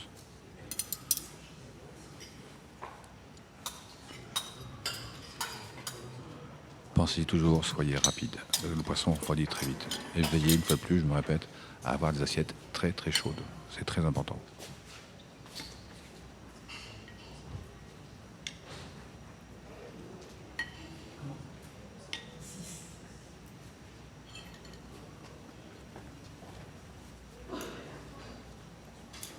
Alors ça, il faut éviter si vous pouvez de nettoyer l'assiette avec un sopalin ou avec un papier absorbant, c'est un peu ennuyeux.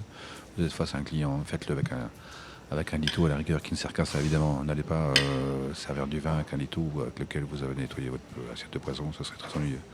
Donc ça aussi, pensez-y, hein. Le lito, c'est pas un instrument multitâche. Hein. Si vous en servez pour le poisson, évitez de vous en servir pour autre chose. Vous vous débarrassez, vous mettez au linge sale, parce que là, c'est ennuyeux. Donc là, on a un autre candidat qui est extrait l'arête centrale. Il me semble que la partie adipeuse n'a pas été enlevée sur le haut, comme on peut le voir. Voilà. Enfin, la dame est restée bien compacte. C'est intéressant. Peut-être que ceux-ci sont un peu moins cuits. Voilà, la technique est mieux gérée.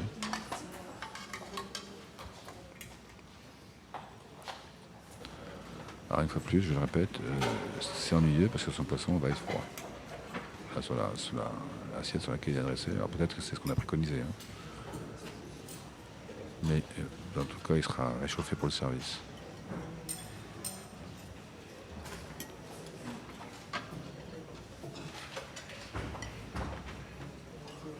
Donc ça, c'est plutôt joli. Ça, oui, très bien, voilà. Là, c'est pas le temps parfait.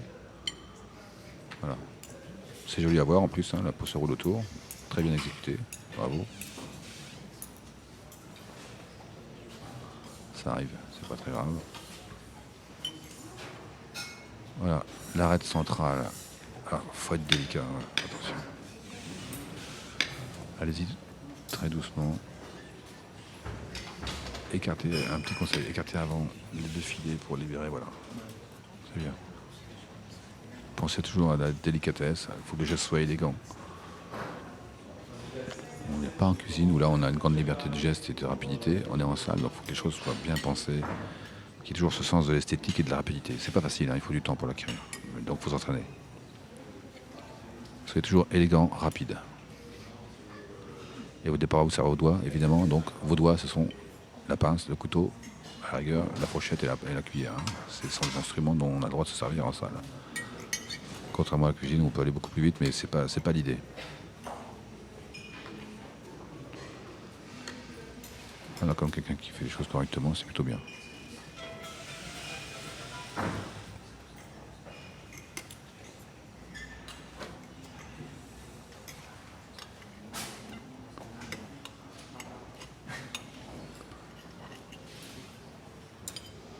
Là, je pense plutôt particulièrement aux candidats qui vont passer sur l'examen, leurs épreuves dans quelques semaines. Ah, le saumon, la dame de saumon, c'est un grand classique des examens, quel qu'il soit. Hein. Donc en salle, pensez-y, c'est quelque chose que vous devez maîtriser. Une fois de plus, ne confondez pas darne et tronçon, hein, j'en ai parlé tout à l'heure. C'est pas les mêmes poissons et c'est pas du tout la même façon de trancher. Voilà, donc là on a quelque chose qui a été bien fait au niveau de la peau. Reste à extraire l'arête centrale.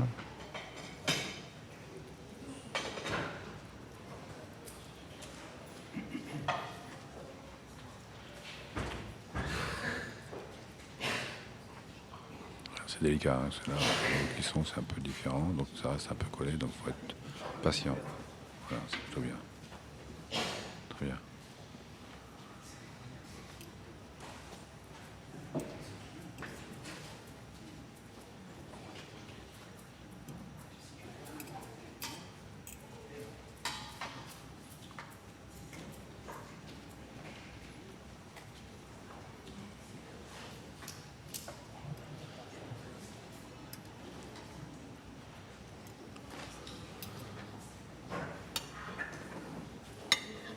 Alors revenons à notre mise en place qui normalement devrait pratiquement être terminée par tous les candidats. Ils apportent la dernière touche à leur mise en place. Donc là, on a une vue générale, voilà. Notre table avec son chemin de table légèrement bleuté violet, oui, avec les fleurs, voilà. Donc ce sont très sobres. Voilà. Peut-être les plantes ou les fleurs vont arriver plus tard. C'est un peu dommage qu'il n'y en ait pas, mais c'est peut-être un peu tôt, il y a encore du temps. Il sera possible que ce soit ajouté au dernier moment, ce qui était plutôt une bonne idée. Un autre plan sur quelque chose d'intéressant avec des produits bruts locaux, des fleurs sous cloche.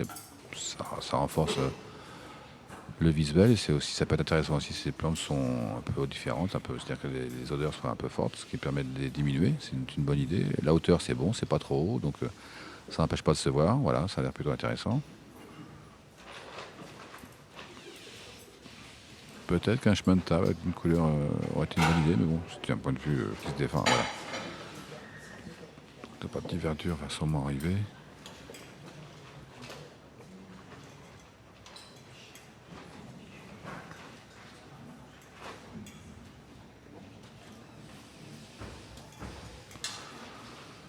Voilà, les deux fruits locaux qui sont disposés, on rappelle. Je pense qu'il s'agit du tableau qui est sur ce petit chevalet. Donc ça, c'est la candidate qui a utilisé les 2 palettes de pain. Ça, c'est déjà un bon point de départ. Intéressant.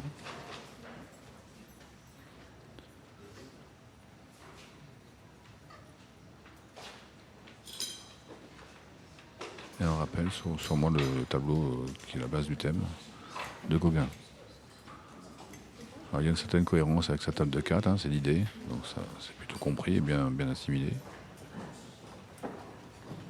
Alors, on est vraiment sur la fin de l'épreuve.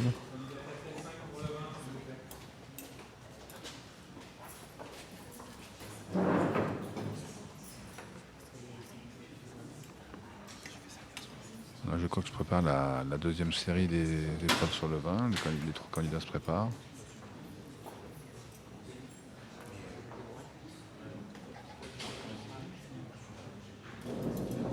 Voilà, donc on va avoir droit à la deuxième série. Peut-être même la 3e.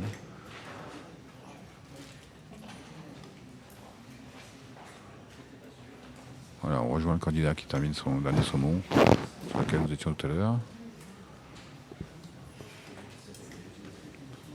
Donc en général, une portion pour une personne, c'est à peu près 200 grammes. Une fois que c'est épluché, donc ce qui est plutôt entre 180 et 200 grammes, ce qui est assez généreux, mais bon, pour le saumon, c'est un excellent poisson.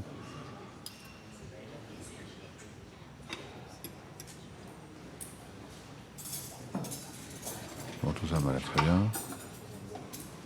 La peau est enlevée correctement, le tissu adipeux est enlevé.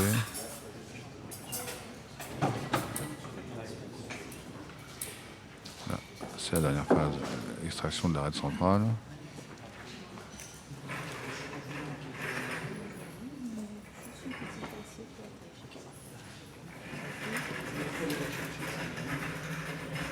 Important dans une épreuve comme ça, restez toujours concentré, hein, c'est important. Ne vous relâchez pas, restez concentré, soyez souriant, essayez de penser à tout, c'est pas évident. Hein. Si besoin est, commentez, mais légèrement.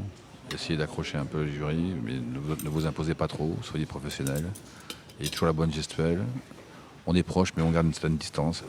On est toujours sur le fil, hein, c'est du savoir-être. Hein. N'oubliez pas que nos métiers, c'est du savoir-être. Voilà, ça c'est un petit peu ennuyeux à mon sens. Imaginez une situation de restaurant, on ne peut pas envisager ce genre de choses, on ne peut pas nettoyer, entre parenthèses, sa darne avec un tissu absorbant, c'est un petit peu ennuyeux. Je pense qu'il aurait dû simplifier les choses et puis poser sa darne de poisson dans le plat, parce qu'il n'a pas à faire ça, parce qu'il va être redressé dans une assiette, donc ça c'est un petit peu dommage. Alors, on retourne à l'épreuve d'ouverture de carafage, voilà. On va peut-être écouter le candidat dès qu'il va commencer à parler.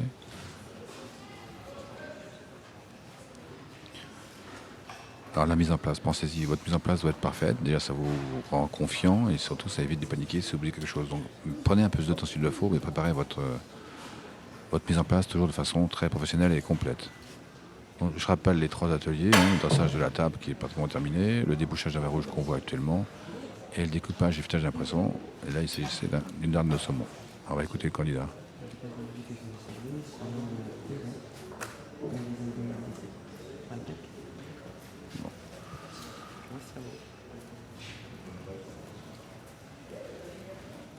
Voilà. Alors il a fait le choix intéressant de présenter la bouteille en dehors du panier, c'est une bonne chose. Il dispose sa bouteille dans le panier qui a probablement été un petit peu étoffé avec un lito plié, qui va servir de réceptacle et faire le lien un peu confortable avec le panier. Et surtout, n'oubliez pas, en le remontant un petit peu près du goulot, à absorber les gouttes qui tombent. Hein, c'est pas négligeable, ça évite de faire des taches de l'apron du guéridon, ce qui est pénalisant au niveau des points. Il se débarrasse de la capsule congé, donc ça vient... Voilà, ça, il faut éviter de le faire avant le client.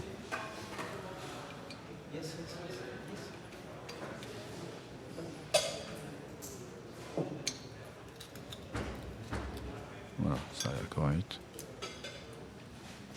Il met son déchet sur l'assiette, très bien.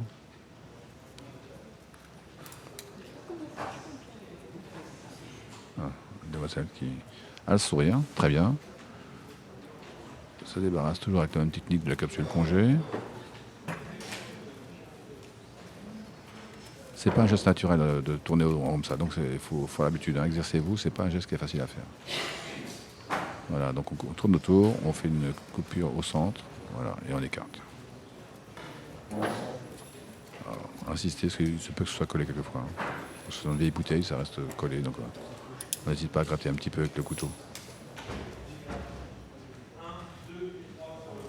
Voilà. N'hésitez pas à regarder le jury en souriant. Ça paraît idiot, mais c'est très intéressant. Il s'instaure un climat de confiance et ils vous sentent bien. Donc ça, c'est important. Ça, c'est le langage non verbal. Hein. Pensez-y à ce que vous dégagez. Voilà. On est ferme, mais discret. Ferme dans la légèreté. C'est pas facile, mais il faut essayer. Il faut quand même un peu de puissance pour extraire un bouchon, mais on le fait en souriant, comme si on ne forçait pas. Là, la demoiselle semble un petit peu. Voilà, le sourire, important. Voilà. Elle a peut-être mis sa vis un peu loin. Ouais. D'où l'intérêt de s'exercer, de s'entraîner, hein, parce que vous devez savoir combien de tours de vis vous devez mettre. Ça, en général, une spirale fait 5 vis. Donc on est entre 3 et 4. Et pour ça, il faut vous entraîner. Comme ça, vous savez, vous gagnez du temps. Là, je pense qu'on a un petit souci d'ouverture, parce qu'on a, vous voyez, on a un important de guériton qui est plein de taches de vin. C'est dommage. Goûter le vin avant ou... Ça, pensez-y. Hein.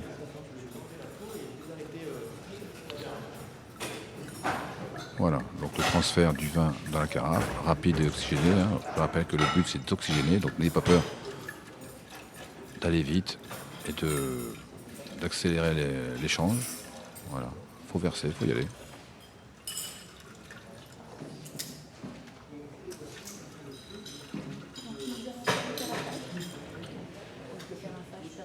Au vin, de respirer et d'être au contact de l'oxygène. De l'air. Voilà, donc elle a expliqué un petit peu au client, c'est bien. En général, faites-le qu'une demande, mais si ça vous rassure, n'hésitez pas à le faire, tout en restant discret et à sa place. Voilà, on peut voir qu'elle a une carafe un peu différente, avec un long goulot. En général, une carafe s'appelle une aiguière, avec un goulot assez fin. Alors, il y a plusieurs types de carafes. Hein. Il ne faut pas avoir peur de verser dans la carafe. Ah, c'est plutôt bien. Ah, très bien. Voilà, elle le fait, bah, ça c'est bien. Attention à la goutte, important. Voilà. Ah, vous pouvez passer un petit coup de lito. Ah, c'est dommage, le lito est un peu torchant, pensez-y, il doit toujours être bien plié. Soyez élégant. Souriant. Pardon ? Alors je ne sais pas si elle a goûté, je crois pas. Hein. C'est un peu dommage, elle n'a pas goûté le vin. Imaginez qu'il soit bouchonné ou en mauvais état. Elle n'a pas pu le déceler, le client l'appellera, elle ne sera pas content. On peut éviter ça facilement en goûtant ou en sentant. Soyez professionnel, pensez-y, soyez professionnel.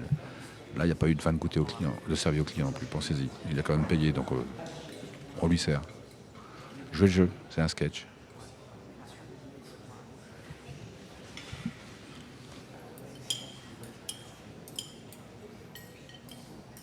Et l'entrée, ça fait plaisir, c'était pas possible. Donc là, je vais juste séparer les deux parties du cerveau pour enlever la racine centrale. À l'avant.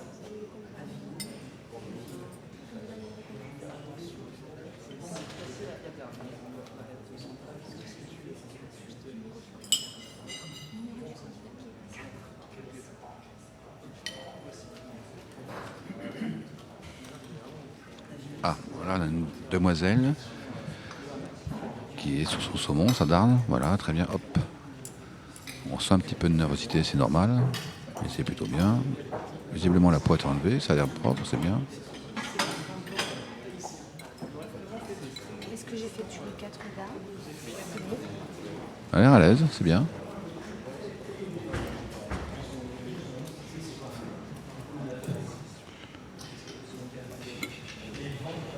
Voilà. Alors surtout vérifier rapidement qu'il ne reste pas d'arrêt, ça c'est important. C'est un des défauts majeurs. Voilà. Donc elle reste.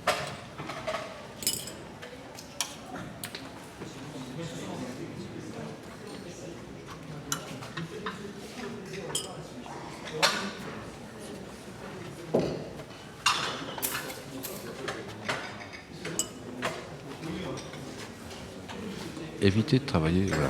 Ayez toujours, il ne faut pas travaillé qu'avec une seule main. Ayez toujours quelque chose dans votre autre main. Si vous travaillez avec la main droite, ayez une fourchette qui a la main gauche. On travaille toujours à deux mains. C'est déséquilibré de travailler à une main, c'est pas joli et vous n'êtes pas à l'aise. Là, au début, la jeune fille travaille avec sa fourchette. Là. Elle a récupéré un couteau à poisson. Alors, le couteau à poisson, pourquoi pas, si vous estimez à l'aise avec, utilisez-le. Mais ça n'a pas beaucoup d'intérêt, mais si vous estimez que ça vous met en confiance, utilisez-le. Alors, sachez-le, dans les restaurants, le couteau à poisson est de moins en moins utilisé désormais. Alors, un petit détail, je vois encore assez souvent dans les écoles ou ailleurs, sous prétexte qu'il y a notamment une terrine de poisson, sous prétexte qu'il y a du poisson dans la terrine, on met un couvert à poisson. Moi, personnellement, je trouve ça ridicule. Je ne vois pas l'intérêt de manger une terrine de poisson avec un couteau à poisson. Ça, c'est mon point de vue personnel. À la rigueur, on tolère la fourchette à poisson qui a 3 dents. Pourquoi pas, pour un petit rappel, et c'est rigolo de penser qu'il y a un peu de poisson, on met une fourchette à poisson, mais de mettre un couteau à poisson sur une terrine, franchement. À l'origine, c'est une invention anglaise, un couteau à poisson au 19e. Qui était destiné aux poissons plats, notamment la sole, le turbo. Parce qu'au grand siècle, au 19e, il y avait toutes les grandes techniques à la russe, des grands découpages de grands poissons qui étaient faits par les métalleux français, qui s'expatriaient en Grande-Bretagne et beaucoup en Russie aussi. Les plats étaient à l'origine sortis par Carême, et voilà, il y avait un grand travail de salle avec tout un scénario. Et le couteau à poisson servait surtout à lever les filets de poissons plats, les grosses soles, les turbos. Donc ça avait un sens parce que ces plats, c'était assez facile de soulever. Bon, après, il a été très guindé dans les restaurants français, notamment au grand siècle, d'avoir des couteaux à poisson. Alors, c'est toujours intéressant d'avoir un restaurant, mais pour des raisons pratiques, parce que désormais, les choses sortent de moins en moins entières en salle, c'est de plus en plus rare. Donc le couteau à poisson a un petit peu perdu de son sens, donc on l'utilise de moins en moins. Je n'ai pas d'avis tranché là-dessus. Voilà, c'est une politique d'un restaurant, il n'y a pas de mauvaises et de bonnes règles, chacun l'utilise comme il le souhaite. Ouais, il me semble important qu'à l'écotelière, ou en l'occurrence, on utilise encore des couteaux à poisson pour marquer bien la différence. Voilà. Et sachez que sur certains produits, un saumon fumé par exemple, quand je vois qu'il y a un couteau à poisson, je trouve ça un peu curieux. Parce que essayer de couper un poisson fumé avec un couteau entremets ou un couteau à poisson, vous verrez la différence vite fait, c'est quand même beaucoup mieux avec l'autre entremets. Alors pour fâcher personne, mettez une fourchette à poisson. Mais argumentez. Dites pourquoi vous faites. Si votre prof ou si votre client ne comprend pas, et voilà, j'ai pensé que c'était une bonne idée. Non pas parce que moi je l'ai dit, mais parce que ça avait un sens. Et si votre sens est correct et bien expliqué, il n'y a pas de raison que ça ne fonctionne pas. Alors là, voilà, on a une technique à plusieurs, et c'est dommage, c'est ce qui me permet, c'est que le candidat fait le poisson dans le plat. Alors il y a peut-être une raison, peut-être que ce poisson est trop cuit, j'imagine que c'est ça, mais ça, vous évitez absolument de travailler dans le plat. Soit une sole, un turbo ou autre, vous travaillez sur un support chaud et en dehors du plat, parce que c'est pas l'idée. Pourquoi ? Parce que dans un plat, on ne mélange pas les produits finis avec les produits avec les déchets, ça n'a pas de sens.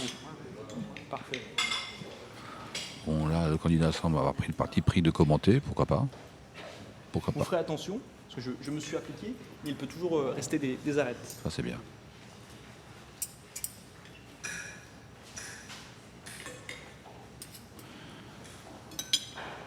Alors, on a loupé une partie du travail, donc j'imagine qu'il a travaillé comme son assiette. N'oubliez pas, une fois de plus, le sourire est très important, ça efface beaucoup d'erreurs, ça détend l'atmosphère et ça vous met en confiance. Souriez, pas bêtement, pas commercialement, soyez naturel. Alors, évidemment, c'est pas facile lors d'une épreuve, face à un client, c'est pas évident, mais souriez, c'est très important. Ça influe sur le reste, c'est la clé. Alors là, on a quelqu'un qui semble bien maîtriser sa technique. Je crois que c'est propre au niveau de la peau, c'est bien fait. On l'a déjà vu tout à l'heure, la demoiselle. C'est quelqu'un qui semble bien maîtriser sa technique. Voilà, extrait avec 2 fourchettes, c'est une possibilité, c'est bien. Voilà, c'est du travail bien réalisé. Je vérifie qu'il n'y ait plus d'arêtes. Pensez à votre posture, soyez pas trop courbé, soyez raison.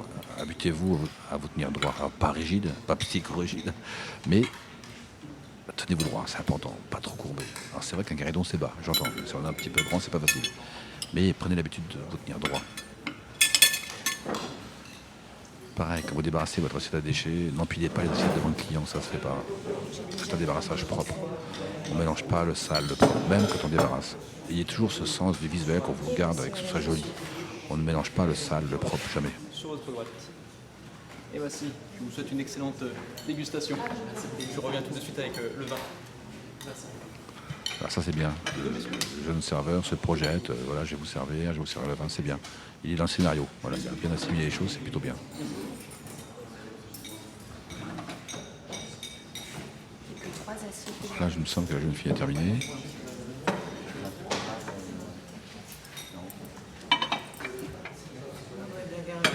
Alors rapidement, quels sont les vins qu'on peut servir sur une dame de saumon?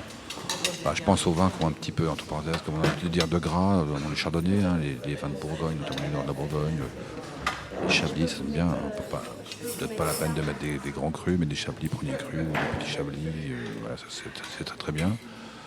Donc ça c'est du chardonnay. Sinon, si on veut des choses un peu, on peut utiliser des vins de Loire. Mais personnellement, je suis un grand fan des vins de Loire, notamment des vins de l'Anjou, des vins blancs bien sûr, hein. Donc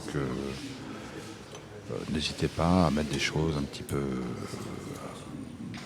des vins un peu secs ou voilà, des vins de Loire, des vins d'Anjou, c'est bien. Ça peut être du Sauvignon aussi, hein, si on va de l'autre côté. Voilà, toujours les servir à température, hein, entre 12 degrés, c'est la température idéale. Vos vins doivent être frais tout de même, hein. Donc vous en versez peu, mais souvent. Inutile de servir des grands verres, c'est complètement idiot et c'est pas joli. Et votre vin très chaud, donc versez assez peu de vin à chaque fois. Comme ça, il reste frais, mais pensez à le verser souvent, il faut y penser. Personnellement, je suis un grand fan du chenin, hein, donc ce qui est cépage blanc qu'on utilise dans le Saumurois, beaucoup, on met dans le vin, puis un peu plus en Touraine, en Loire. Voilà, c'est un cépage qui permet d'avoir tout un panel de vins très large. Voilà, c'est un cépage qui irait particulièrement bien sur le saumon. Alors, il fut un temps où il y avait des saumons dans la Loire, au centre de la France. Il y en a encore un petit peu, mais pas assez pour être commercialisé, puis il est assez protégé. Mais voilà, ça a un sens. Le saumon de la Loire, vin de la Loire, ça a un sens. Voilà. Privilégiez toujours un petit peu la géographie pour donner un peu de... Là, vous ne prenez pas de risque, vous mettez les vins locaux, vous serez rarement en défaut.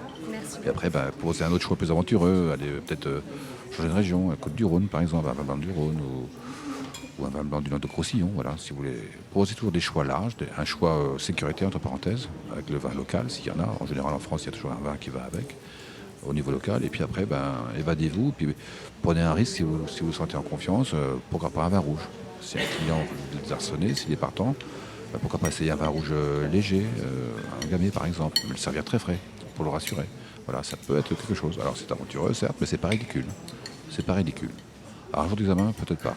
Mais face à un client qui vous demande surprenez-moi, conseillez-lui un vin gamay du Rhône par exemple, ou du nord du Rhône, servi frais. Ça peut être intéressant. Alors moi, quelque chose qu'il faut éviter aussi, c'est d'empiler les poissons sur son plat. C'est ce qu'il semble faire. Voilà, c'est embêtant. Alors peut-être que le plat est aussi un peu petit.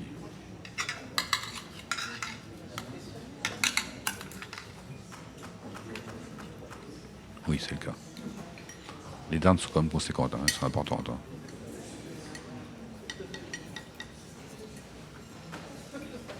Voilà, la fourchette c'est mieux.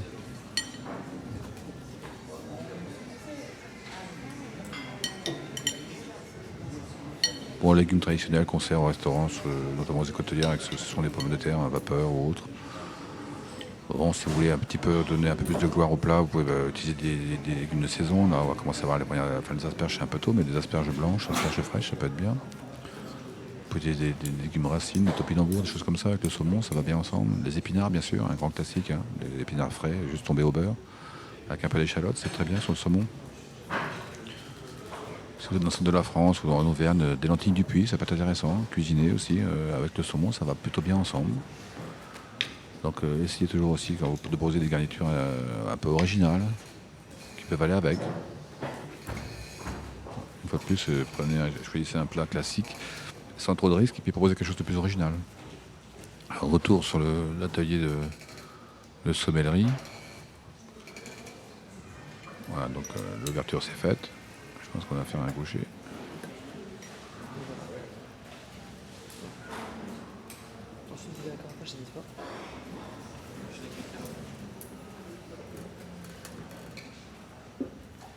Donc voilà, le geste le plus important, le carafage par lui-même, le verre très bien, le coussin avant, c'est une bonne idée. Imaginez qu'il a... Ah, zut, le geste n'est pas assez sûr, vous voyez, allez-y Franco, il a voulu en mettre très peu et en fin de compte il a attaché son guéridon. C'est dommage. Quand vous goûtez, c'est pas 3 gouttes, hein, c'est pas opathique, hein, vous en mettez un petit fond de verre quand même. Hein, sinon, là, il avine sa carafe, mais il n'y a rien dedans. L'intention est bonne, mais il n'y a pas de vin, donc ça n'a pas de sens. Aviner, c'est mettre 4 à 5 centilitres de vin au fond de la carafe qui va débarrasser des dernières poussières de chiffon, des dernières Odeur, bon, c'est l'idée à voir. Voilà. Et ce vin que vous avez récupéré, vous le remettez dans votre verre, parce que vous n'avez pas le servir au client. Parce qu'imaginez qu'il ait pris un petit goût. C'est une façon de vous débarrasser de cette odeur de carafe. Voilà, c'est un geste professionnel important, c'est intéressant. Voilà. Il accélère l'échange avec l'air, très bien. Bon, son geste était plutôt bien réussi, c'est bien, dommage qu'il y ait eu des petites gouttes. Essuyer le goulot, voilà, un geste professionnel. Le litho toujours bien plié, jamais en chiffon. Alors, il est un petit peu attentif, c'est dommage, il devrait poser des choses. Il devrait proposer de la faire goûter. Voilà, mais c'était plutôt bien.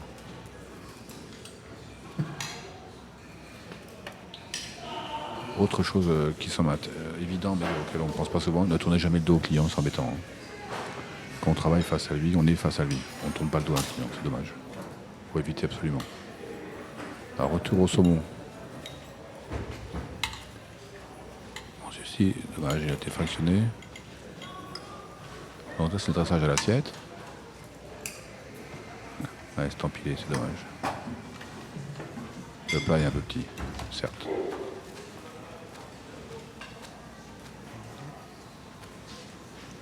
Est-ce que vous désirez un accompagnement? Sachant que haricot vert avec pomme de terre Une sautée, petite tache sur le guéridon. je les prends et je les dresse ici. Discrètement, il devrait l'enlever avec une cuillère et mettre un petit bout de litho dessus, comme ça tâche la tâche. Pensez à ça, il faut être précis dans le détail. J'ai sauce au vin rouge si vous voulez, ou forestière. Là, c'est bien, il se projette et fait une proposition avec choix. C'est une bonne idée, c'est bien. Le seul petit bémol, c'est qu'il n'explique pas ce que c'est qu'une forestière. On peut en déduire que c'est à base de champignons, mais il faut leur dire. Le client n'est pas censé savoir. Là, on a affaire à quelqu'un de souriant. Malheureusement, on n'a pas pu voir sa technique. Mais le résultat a l'air plutôt probant. Je vois pas de tache sur le guéridon, ça a l'air plutôt bien. Donc, le jury décidera.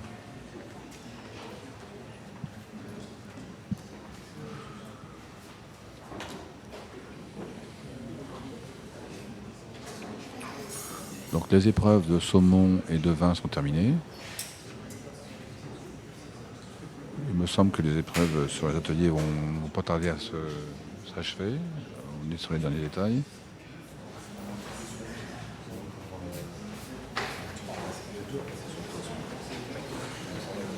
Là, on a une belle vue sur une table très colorée, avec plein de produits locaux, assez volumineux, mais bon, les couleurs sont là, on est tout à fait dans le thème. La table de Gauguin, ça me semble plutôt intéressant, même les mêmes couleurs et tout, donc c'est une bonne idée. Alors, on verra si le thème de la table de CAC correspond, mais il me semble que le napperon qui a été utilisé est aussi de la bonne couleur, donc personnellement j'aime bien ce qui a été fait. Il y a de la couleur, il y a un petit peu de recherche, il y a un sens, il y a un message. Donc déjà en visuel, on arrive, on comprend à qui on a affaire et quelle est un petit peu l'idée, donc c'est plutôt intéressant. Voilà. Alors, je crois que se prépare la dernière vague, ou l'avant-dernière vague des candidats sur le saumon et le découpage. Le saumon bien sûr, et le service du vin, le carafage. Donc les choses avancent bon train. Hein.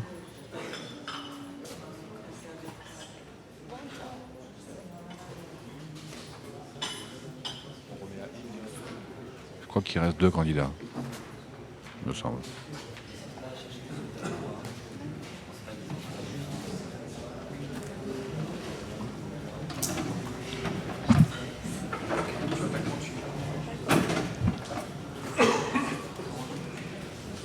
L'autre chose, c'est que les candidats ont l'air bien dans leur assiette, si je peux dire, et sont très souriants. Ça, c'est vraiment agréable.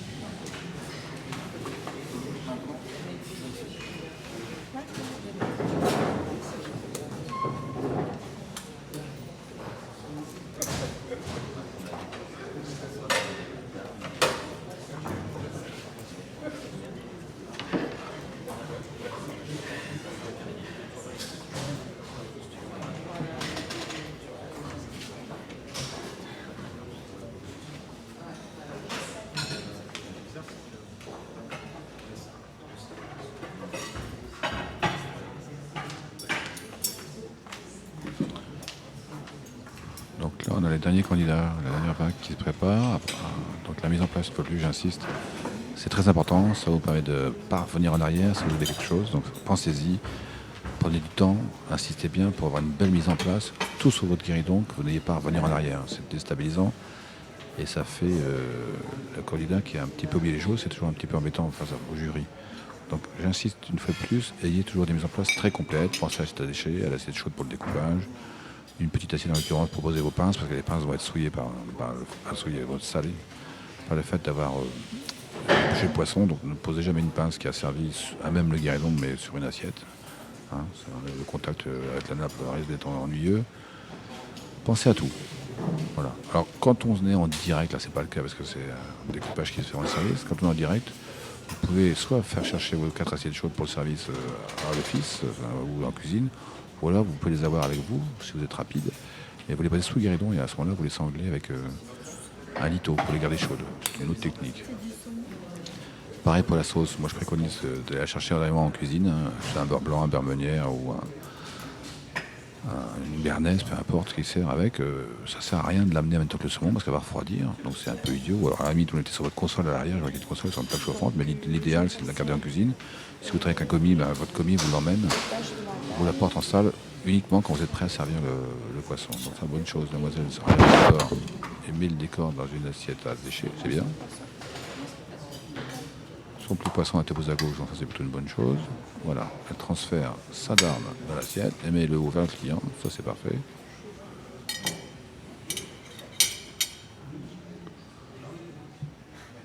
Ah oui, c'est ce que j'ai dit tout à l'heure, il y a un temps mort, c'est-à-dire qu'il y a un tout petit souci de préparation, elle démarre quelque chose et elle s'arrête pour faire autre chose. Ça c'est ennuyeux. Quand vous démarrez quelque chose, vous le faites. Elle s'est peut-être rendu compte qu'elle avait oublié quelque chose. Parce que là, la dernière est en train de refroidir. Ça, c'est embêtant. C'est les 4 assiettes dont je vous parlais. L'idéal, c'est qu'elles ont pas l'air très chaudes, parce que si c'était très chaude, elle ne pourrait pas les tenir à la main. Pensez qu'elles doivent être toujours très chaudes et sanglées dans un alito, ou mieux encore, les garder en cuisine, et que si vous avez un commis, qui vous les amène justement de servir. Ah, ça, c'était le client précédent. Donc, oui. Ça, c'est mieux pour la demoiselle.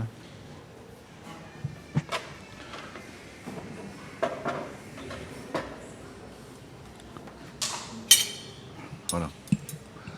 Alors, allons-y. Alors, elle a choisi de commencer par l'arrêt, pourquoi pas. Ça marche aussi. Ah. On revient à tisser du peu, hein. C'est une forme de V, donc vous ne pouvez pas vous louper. Voilà, faites attention, c'est bien. Bien envelopper sa peau autour de la fourchette, d'accord. C'est bien réalisé.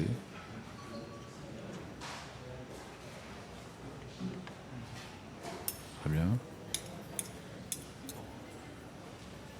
Deuxième partie, voilà, même chose. Pensez à être rapide. Hein. S'appliquer c'est bien, mais soyez rapide.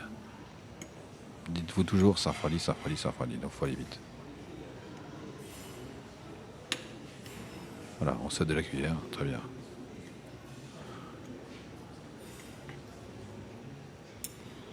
On va passer un petit coup avec la cuillère pour enlever ce qui reste, c'est important.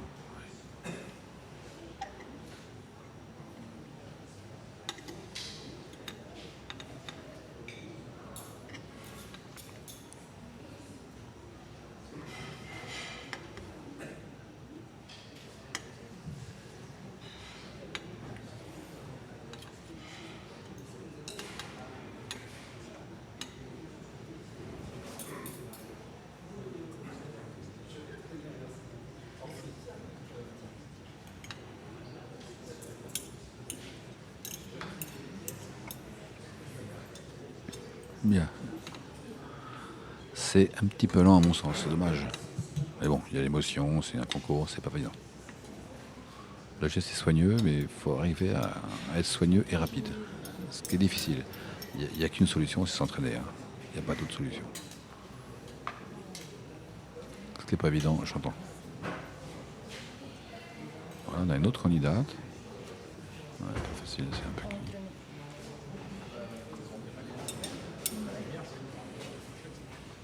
Quand vous avez une hésitation, il y a une règle.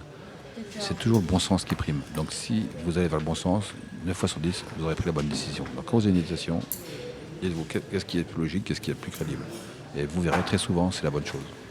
Donc ne vous posez pas trop de questions, faites ce qui est le plus logique et le plus crédible, et vous serez souvent dans le vrai.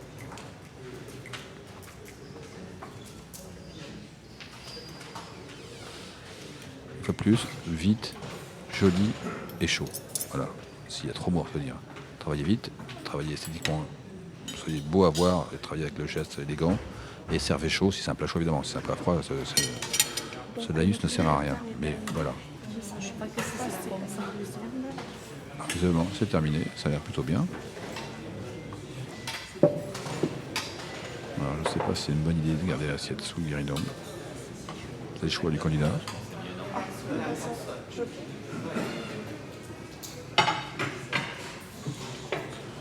Il y a un petit peu d'hésitation, c'est dommage, parce que c'est quelqu'un qui a l'air de maîtriser quand même son sujet.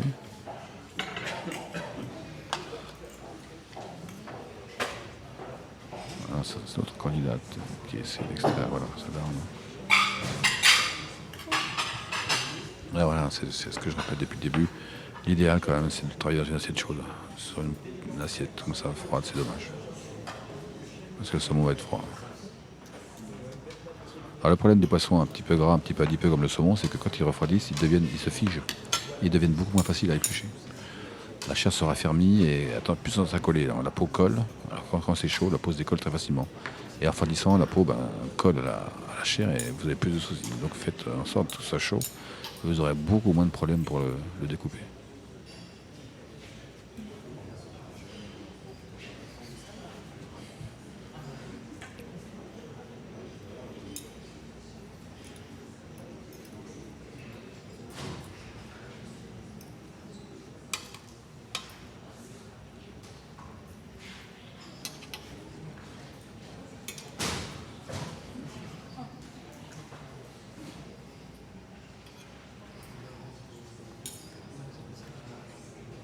Ah, c'est dommage, il s'est cassé. Donc elle va s'embêter. Là. Ça a l'air bien cuit quand même, un petit peu trop je pense.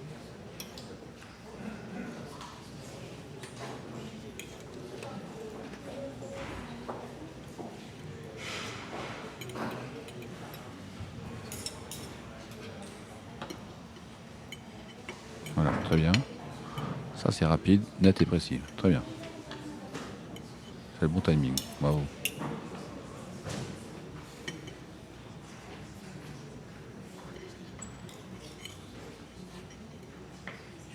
Ok. Alors c'est détaché, c'est plus facile, on l'arrête.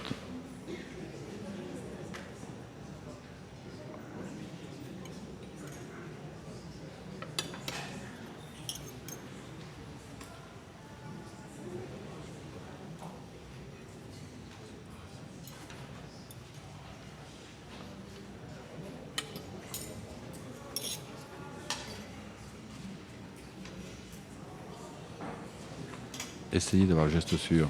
Et pour l'avoir, faut en faire. Je me répète, je suis navré. Mais alors c'est peut-être pas facile de se procurer du saumon ici, hein, je m'entends bien. Mais dans l'optique de l'examen, entraînez-vous.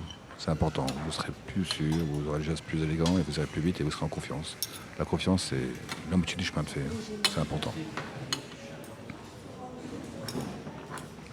Vous venez d'ici.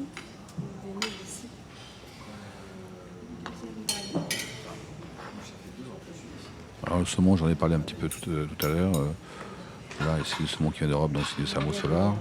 C'est celui le plus utilisé parce que c'est celui qui est la chair la plus fine. Mais dans le Pacifique, il y a plein de variétés, le Keta, le Pink, le King, le Rose. Il y a notamment au large du Canada où on trouve du poisson qui est surtout utilisé pour la conserverie, au niveau industriel. Donc il y a des quantités, même si le saumon commence à être un petit peu en danger, les cheptels commencent à baisser, il y a la surpêche. Et le saumon est un poisson qui est un peu universel et qui est très très pêché, surtout dans la conserverie. Il y a beaucoup d'élevages en Europe destinés à la restauration ou à la population. L'entrée de gamme, si je puis me dire, est surtout norvégien. On trouve des poissons après qui sont élevés dans des fermes biologiques. Enfin, les prix ne sont pas les mêmes.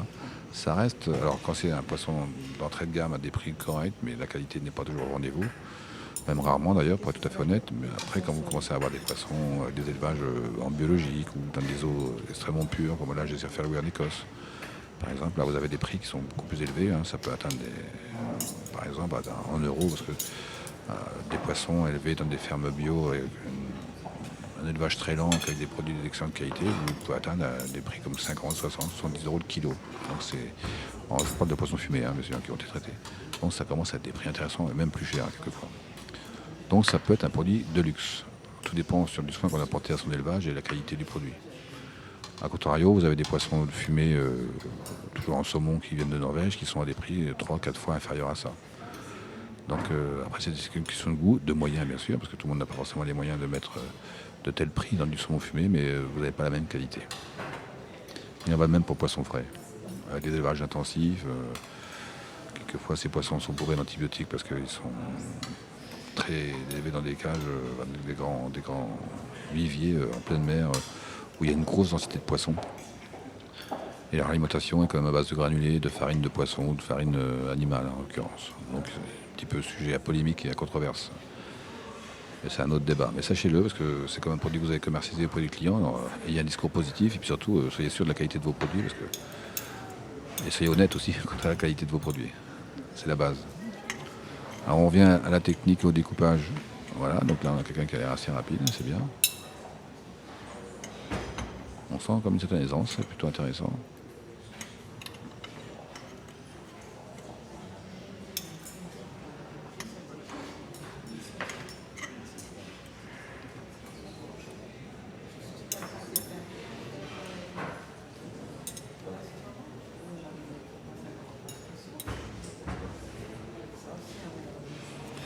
Il y a une petite question intéressante si une dame à votre table vous demande, j'hésite entre le saumon frais et le saumon fumé, je suis au régime, je fais attention, lequel a moins de calories? Alors c'est une bonne question ça. Eh bien, celui qui a moins de calories, c'est le saumon frais. Pourquoi? Parce que tout simplement le saumon fumé a été salé, donc il s'est un petit peu déshydraté au niveau de l'eau, il a moins d'eau, donc il a une densité de chair plus forte, donc il a plus de calories. C'est de 20 à 30 calories de plus au 100 grammes. En général, un saumon frais, c'est 150, 60, 170 calories au 100 grammes, et un saumon fumé, c'est à peu près 200.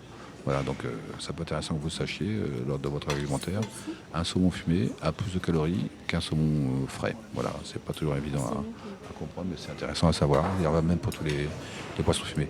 C'est très simple, c'est parce que la chair est plus dense, parce que le sel a débarrassé le poisson de son eau. Voilà, c'est aussi simple. Le de densité fait qu'il y a plus de calories. C'est aussi bête que ça.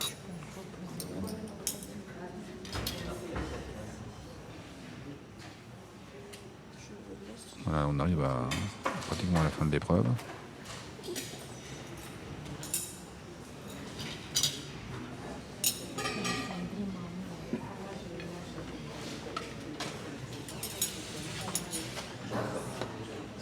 Alors il y a un autre élément qu'on voit souvent dans les plats de poissons pochés comme ça, comme le saumon, c'est le citron. Historié ou cannelé, enfin décoré pour résumer.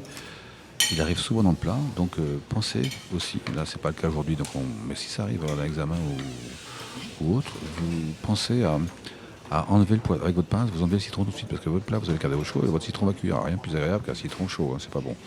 Donc pensez à enlever le saumon du décor, le mettre dans une assiette froide, entremets par exemple, sur un coin de votre garçon ou sur votre console derrière, et pensez aussi à le réutiliser quand vous dresserez l'assiette du client. Donc vous remettez avec votre pince, propre, évidemment, si c'est une pince pleine de saumon, vous allez mettre du saumon sur le citron, c'est pas joli. Donc pensez à remettre votre citron dans l'assiette du client juste avant de le servir.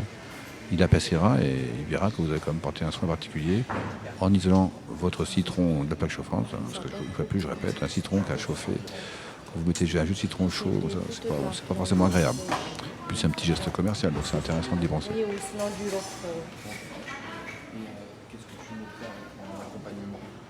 Alors le saumon, c'est un poisson qui convient à tout le monde au niveau diététique. Puis c'est quand même quelque chose d'assez facile à digérer, puis qui est plutôt sain au niveau produit.